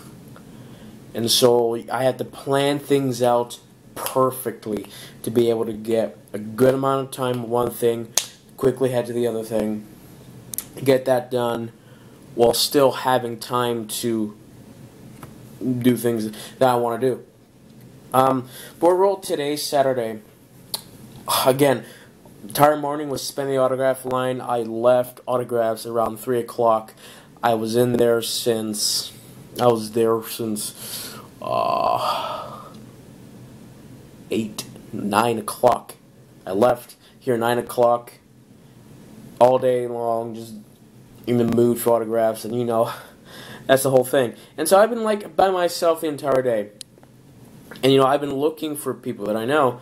You know, I want to talk with them. I want to hang out with them, but I didn't find any of them.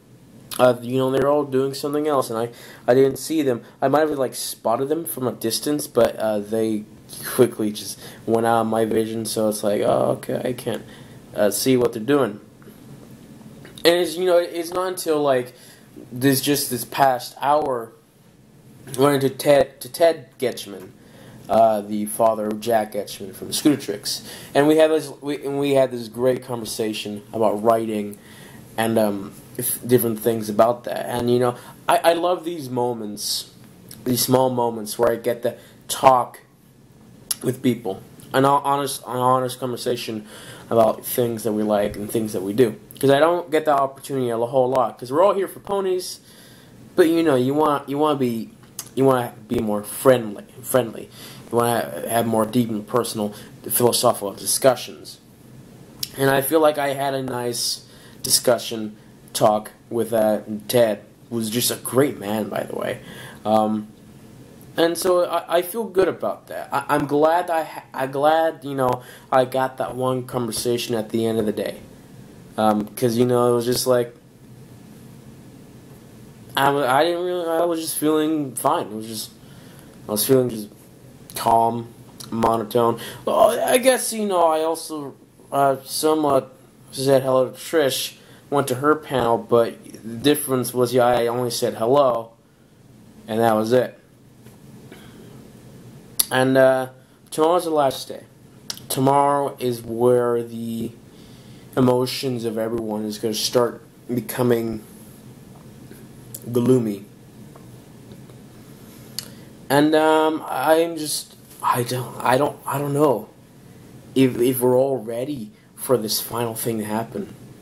You know, I'm ready to finish up what I need to finish up here, have everything I need, and go. I'm ready for that aspect. But the aspect of, this is the last time I'm ever going to meet these people in real life that I know of. It's just going to be this weird thing. It is just, I don't know. We'll see how things go. It's not a thing that you think and go through.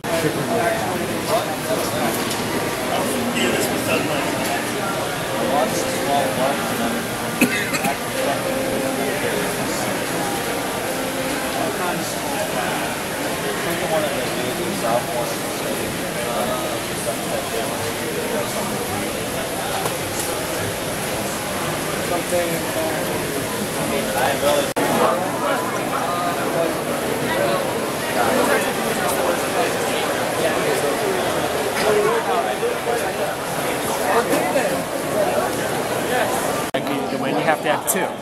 Okay. There's also a honey never shows up.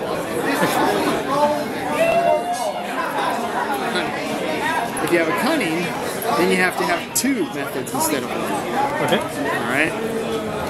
You also might draw a flat tire, which means you can't move. 750, you're at a 750. See one hand there, a 750, 750 then going once.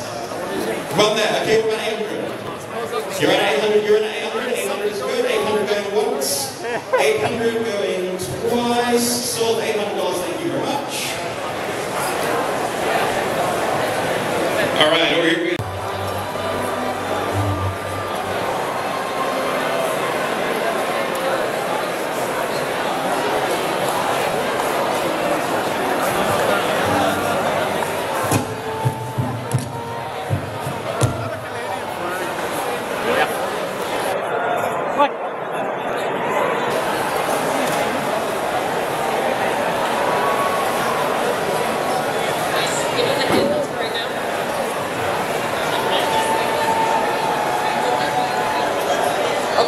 Trick over each other, let's just do the sequence.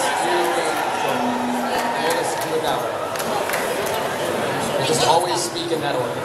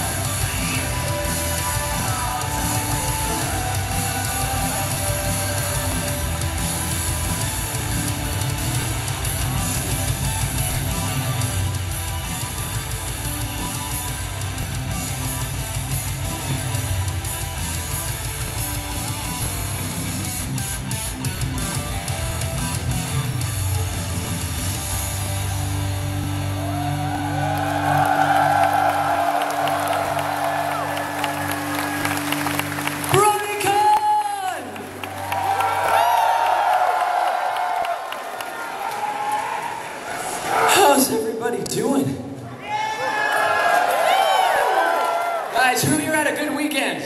I want to shout out to every single one of you that was at BronyPalooza, making it the biggest Brony concert there has ever been.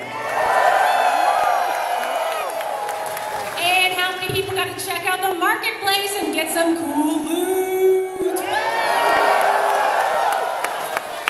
And thanks to everyone who came out to the Grand Galloping Gala, they were at capacity. You guys filled the whole place up. And thank you to everyone who came out to the talent show this afternoon. We had so many incredible performers. Can you give them a round of applause?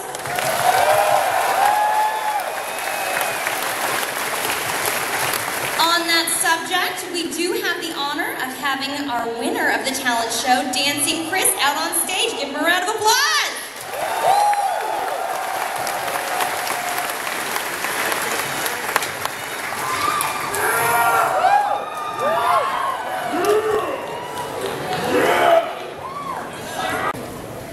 This one. There, we're good.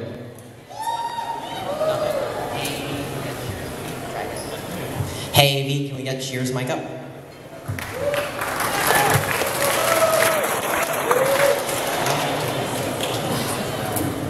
Y'all get the good seats, a little bit less echo in here.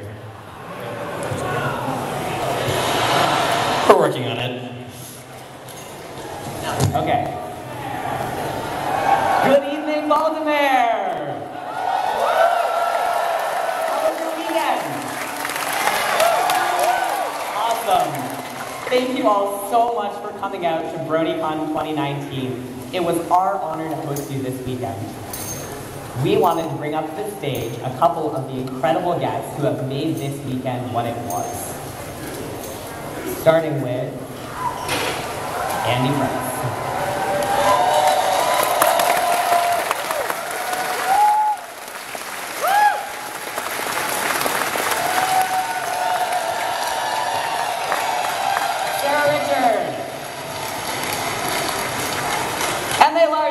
Back there anyway.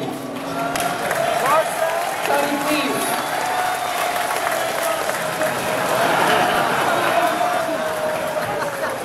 Where are we? Sit on it. Michelle Creemer.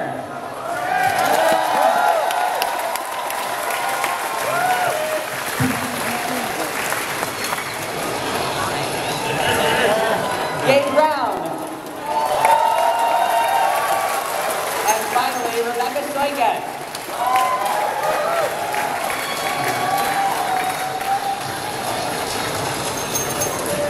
We've had a lot of incredible VIPs at BronyCon this weekend, and not all of them could be here, but they send their warmest wishes and big thanks. Come up here so we can see you and not call you lazy. Next, we've got Tony Fleece joining us.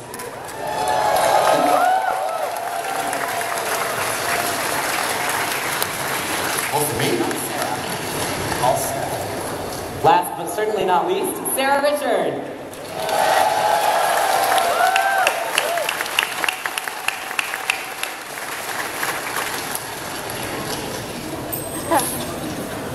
It's not me?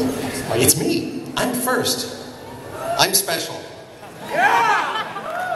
Actually, you guys make us feel special. You really, really do. In 37 years of doing conventions, I have never seen anything like this fandom.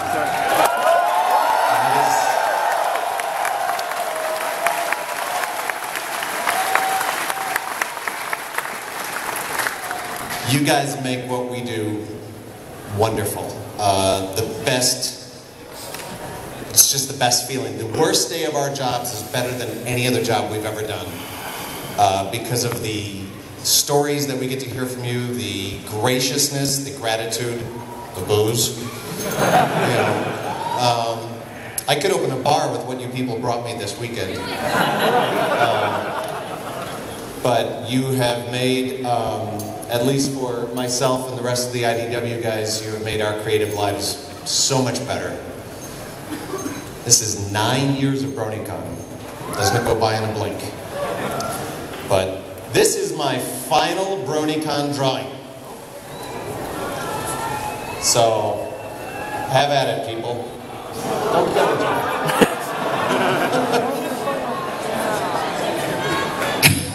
Yes, friendship is magic. No blood, no blood, no blood. You have to shoot each other with magic. There can be no blood. Thank you guys so very much. Probably the #1 question I got asked this weekend is the comic going to continue? If it helps alleviate you at all, Monday morning I have a script waiting for me.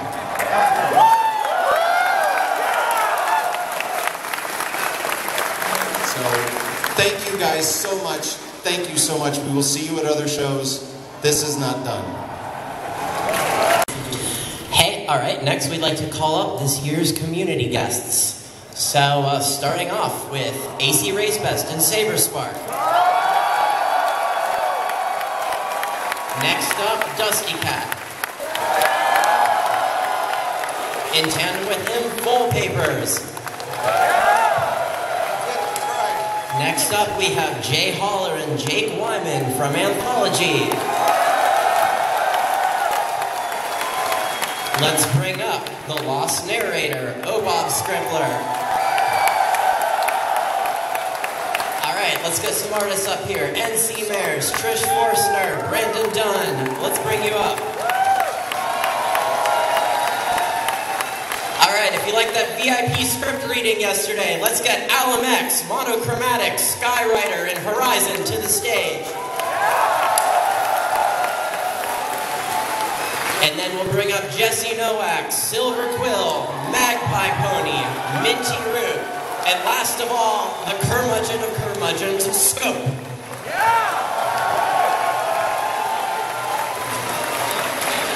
Okay.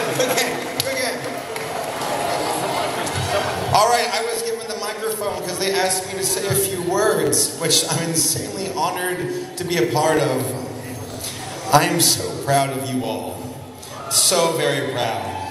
I got into this fandom in 2012. I was there on the ground level. I got to grow with you all. And to be a part of that experience, I can't even really put words to it. I think a lot of us are misfits and outcasts and people who are like unsure of themselves.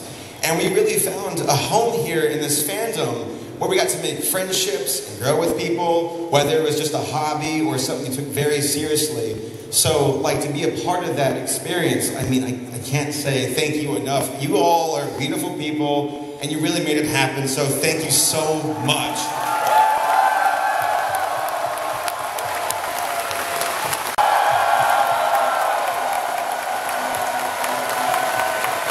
And since I have everyone's ear, and I probably won't get a chance like this ever again, I just want to say from the bottom of my heart, Rainbow Dash really is worst pony.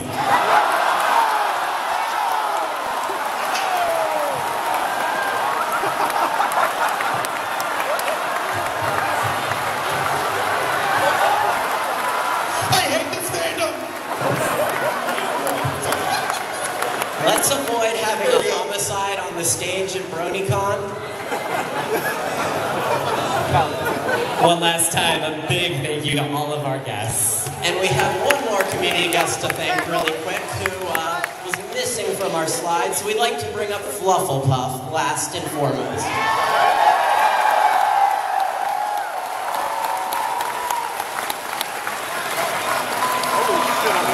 Thank you so much for coming.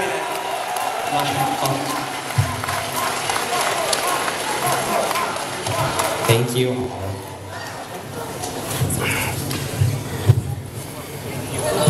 Please proceed to the nearest exit. We love you all!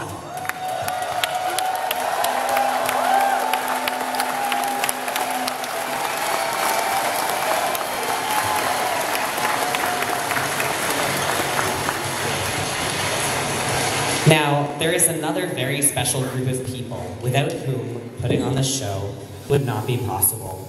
These are all of our sponsors, but especially our diamond sponsors. These people go above and beyond to support this incredible event that we all love so much.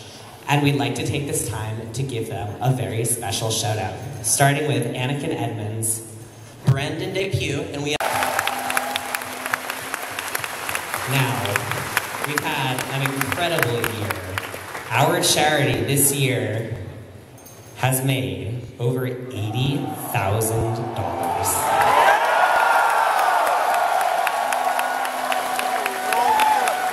Thank you all so much for your incredible generosity that you have put into the fandom over these years and for helping us have one last banner year. Finally, our attendance numbers. I'm sure you're all very curious. It turns out that the charity record wasn't the only one we broke. This year, we welcomed 10,215 attendees to BronyCon. Thank you so much.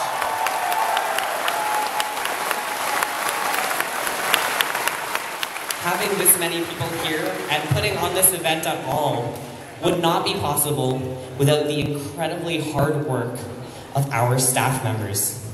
We would like to call to the stage our department heads and deputies who have worked for more than a year on making this event a reality. First up, our Chief of Staff, Kristen Staten-Height, Eli Morris-Heft, and Samuel Jennings.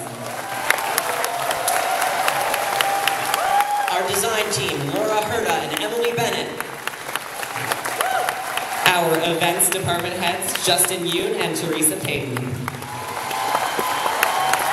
From Finance, Troy Smith and Justin Fritz. Our marketplace heads, Michael Carney and Jason Spriggs. From Operations, Jeffrey Piet and Hope Monroe. Our photography department, Dan Grape and Jason Brown. From Public Relations, Michael Batista and Alex Wood. Registration, Robert Stosky and Wade Barbera. Security, Eve Miller and Gianfranco Batista. Venue and Hotel Relations, Emily Woog and Josh Dean. From our VIP Relations team, Andrea Batista, Jim Dyson, and Amanda Ross. And last but not least, the two incredible chairs that I've been honored to put on this event with, Eliana Summers and Eric Houston. Thank you all. All right, one more name. We've got to give a shout out to the convention chair himself, Sheer Goldberg. Thank you so much for everything this year. Thank you all so much for coming. Thank you for helping us make history this year. It's been a banner year in every regard. You all came together one last time to help us throw the biggest and best party this fandom has ever seen. Thank you for the crowd. This party was amazing, and we know we can't top it. So as you all already know, we're not throwing another one. This is still the last time there will ever be BronyCon. And it might not feel like it right now, but it's going to be okay. It's the end of an era, but it isn't the end of everything. It's a new beginning. It's a chance for the fandom to grow and change and come out stronger. And it's a chance for each of you to do the same.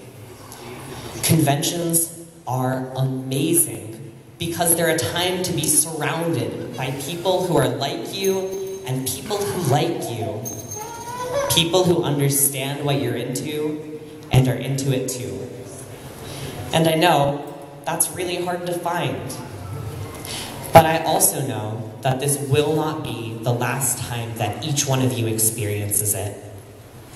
My challenge to you is to go out and find people in your life who will understand you. People who want to know what you're into, what you're passionate about, and where you want to go in life. Build your own community that will sustain you and challenge you, and keep supporting the community you will always have in the fandom. Because now, more than ever, we need you. We need you to keep creating content and supporting content creators and attending conventions. We need you to keep their kind of need. We need you to keep being kind and hopeful and brave. And if you're out there right now thinking that I'm not talking about you and this doesn't apply to you, no, I mean you. Because thanks to you, this fandom and this community is what it is. You all came together to make something entirely new, something that has never happened before and never will again. Lightning struck the right place at the right time, and the most incredible things happened. There aren't enough words to capture even a fraction of what a journey it's been, and how incredible you all are. How much you've done for people, how much you've done for yourselves, how many lives you've improved, and how much you have changed the world. And I don't have to try and explain it, because each of you already knows. You have seen for yourself what kindness and loyalty and honesty and generosity and laughter and magic and love can do. The goodness it can put out in the world is unmatched. You have taken the spirit of friendship is magic and made it a reality. Thank you for being here.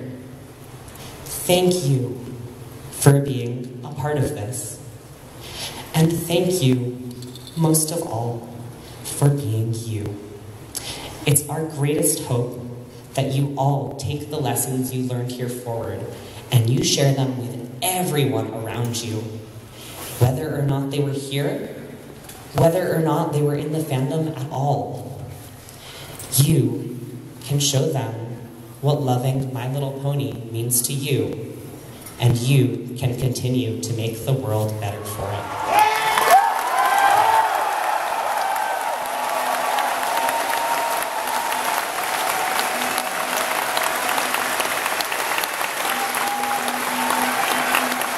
BronyCon 2019, also known as the final BronyCon. If I could think about my experience at this year's BronyCon, I would say I had a good time. As always, my favorite BronyCon is still going to be 2015, which used to be the largest BronyCon ever. This year, we broke our record with 10,211 people, I think is the final number. And so, yeah, we had twice the people, which was also a problem because this time we were given half the space. And so, line management this year was terrible. We had so many people, they didn't know how to control the people. Yesterday there was a problem for Lauren Fowles' autograph line. People waited outside, and when the line opened, they all rushed to the entrance, and so that was just a big no-no. So they had to go back and go into a single file line because that mob mentality apparently. So that was fun. So going off of the lines things, like the big thing with the lines was that because we had so many people in half the space, we weren't able to go into the main event hall ever. I only went in there once. Actually, no, twice. One for a game show and one for Ponies the Anthology. The lines were packed. I could not go in them. Luckily, they live streamed them, so I was waiting for autographs. I was able to watch the live stream. But I had to plan hours ahead and have to stand in line an hour or two ahead of time because of so many people, which is disappointing because I wanted to go to all the different panels, but because the room reached max capacity, I couldn't go to a lot of them. And you know, that's where a lot of complaint comes into this year's BronyCon with the line management, which it wasn't very good because of things that happened. In the closing ceremonies, wasn't the best in line management because we had too many people in one area, and the line was just difficult, and you know, it was a big mess at the end. But you know, for the stuff that I did go to, I had a good time. So talking about this BronyCon, I did have a good time. I loved it. I loved every minute of the BronyCon. You know, this was going to be my final convention anyway, so I loved that. I had a good time with this. You know, I got to meet a lot of good people this year. You know, of course, I got a lot of stuff.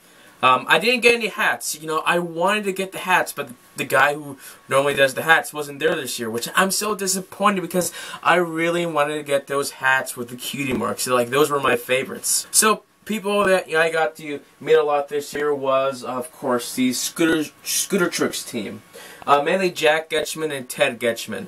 I spent a lot of time with Ted. He and I went to a lot of the same panels. And so we talked a lot. We talked about writing. We talked about the show, Scooter Tricks as well. And just in general, we had a great time. He showed me his original board game that he's been trying to produce for a while now. And you know, I looked at that and I saw that, and it was actually a pretty good game. I would play that with a group of friends if I ever got to see that thing in its final production, which I hope it does go into its final production. But no, I had a great time with him. We spent some good quality time at this convention, and you know, it was nice to meet a nice man who really loved doing what he did. So one other thing is that Johnny Fireflame. Last year I spent some time with him, and I had a great time with him. I didn't spend as much time with him this time. I only spent like one time with him. It was like late at night, and he was super tired.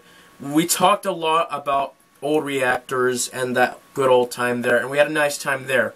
And we said our goodbyes then because I figured we might not see each other again since then, and it was true. There was a moment during this BronyCon after the Scooter Tricks the Abridged panel where I was just shocked to meet someone.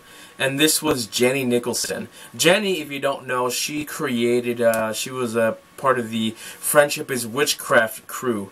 And I had no idea she was going to be there. And so, after the Scooter Tricks the Abridged panel, I run into her, and there's just this visible look of shock on my face. Something that I rarely ever have. If you ever seen me in my other reaction videos, there's hardly any shock in it. This was me in shock. I was shocked visibly, and she could tell. And you know, she was polite. She said hello, and I talked to her about how she was one of the big reasons why I got into the fandom through Friendship is Witchcraft, which is true. It was Friendship is Witchcraft and the Mentally Advanced series / Rainbow Dash Presents, which was the reason why I got into the fandom. And I told them that, and you know, we had a good time, and I got a picture with her, which was nice. So in the Scooter Tricks the Abridged panel, this was their their entire ending to the show, which I enjoyed it. There's a reaction to it coming soon, or maybe it's already out. Who knows? During this panel, Jack said that this was going to be the end of an era for the Pony Abridged series. And when he said that, I thought, Jack, why are you boosting your ego so much? But after thinking it through, it's completely true. Scooter Tricks is probably the last big Abridged series in the fandom. And, you know, having it end off, especially since we had the movie which brought back all the old Abridged series for one final thing, and then ending it off, I do feel like this is the end of the Abridged era. There are still other Pony Abridged series out there, but this is the final straw for, like, the big Pony Abridged series. And, you know, we had a good run. You know, I loved all the Abridged series, and I feel like this was a nice end. This was fun. And, you know, it's not just the end of Scooter Tricks, it was the end of BronyCon, and soon to be the end of the show. So, 2019 is the end of a big era for not just the Brony fandom, but just for small things in the fandom as well. During closing ceremonies, I spent some time with Night Rainbow and Ted together. That was when we did the whole Scooby-Doo board game. And we got to talking a bit. It was fun. Just nice hanging out and have that whole fun time. There was a moment where Ted, you know, I saw a Blank Check in line and is like, hey look, there's Blank Check, another big reactor who reached 100,000 subscribers recently, and congratulations to that. And I said, oh, he's a big reactor. I don't think he's seen Scootrix These Bridge. And Ted's like, I was like, oh, okay. And then Ted goes up to Blank Check, and, you know, he promotes the series, saying that he was a big fan. And honestly, he actually wasn't, he had never actually seen Blank Check at all, and so he was saying, oh, I'm a big fan of yours, and he's like, oh, have you ever heard of Scootrix The Bridge? And, you know, Blank Check is like, oh, yeah, I've heard of it, and he's like, it's one of those things that, you know, I want to get into. And so it's just funny having the whole thing where he, Ted was saying, he's like, oh, I feel bad lying to the guy, but, you know, promoting Scootrix, I do think it's a good show, so that was just a fun time. It was nice closing things off with all the people that I met throughout the years at BronyCon. Having, like, final farewells with Trish Forshner, who met back in 2016, and every year I gave her a granola bar to keep the tradition going, and, you know, having this final time, we said goodbye, and, you know, it was a nice time. And saying goodbye to Ted was nice as well, because we had, like, a fun time together through the different panels and talking and spending in the lines together. And you know, just the Scootrix team, because I'm not going to see these people again. I'm really sure about that. I'm not going to see them in conventions, because I'm done with conventions. And so, yeah. It was a farewell to a lot of people, to Johnny Farflame and to the reactors. Like Ranger Bravo was there, Pie Disliker was there, True Dash Fan. You know, I talked with them, and it was like these were the people who were inspiration for me to be a reactor. And so it was nice talking with them and telling them how much, you know, they inspired me, and how, you know, you kind of miss the old days of just this whole community of reactors, which ended pretty much in 2015. So this year, you know, Fenrir couldn't make it, and I know that he's really sad about that, because he had a decision to make, either come this year or do something else, and he chose this something else, which is something that he says that he regrets doing, because he wished he could have been there. I think it would have been nice to see him here, and just in total have a fun time with him, because it's been a while since I've seen him or FlameWolf, and so, you know, catching up would have been nice. So this is the final BronyCon, and, you know, the con ended, and, you know, while it was having closing ceremonies, you know, I felt sad, but it's a day later, and thinking it through, how do I feel now that the con has ended? I still feel good. I feel like I had a great time throughout the many years that I had here. And those were fun times. Am I going to miss, you know, going to the convention, standing in lines, having this group of people? Yes. I am going to miss having that opportunity. But you know what? I'm glad I had the time I already have. And I'm ready to get back to work. Because I have these good times. I have these memories. And these memories will always be with me. So I'm glad I got to spend the time at BronyCon. I'm glad I got to spend the time with the people that I've met throughout the years, talking with them, having fun times. This BronyCon, I spent a couple times talking about how I got into the fandom. We had nice hearts-to-hearts with people in lines, and you know what? I had a great time. This year, even though we had the most people, I feel like the spirit level of the whole singing in the lines, in the whole balloons in the line was really low. But we had a good time. I enjoyed ourselves, we enjoyed ourselves, and I think we were all, a lot of us were not ready for the convention to end, but also a lot of us were ready to have a nice closing moment, to have this thing end off in a bang. And you know what? This was the biggest party ever.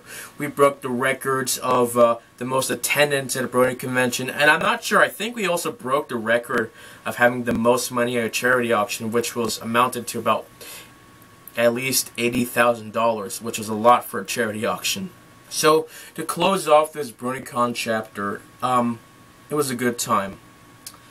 I love the time we spent at BronyCon. I love the time I had with all the people that I talked to. Would I go back and do it all again? Of course I would. I wouldn't change many things. Maybe I would change things that I bought. Maybe I could have bought more things, more like hats, because I like hats. But overall, the memories I've had at the BronyCon, I love them.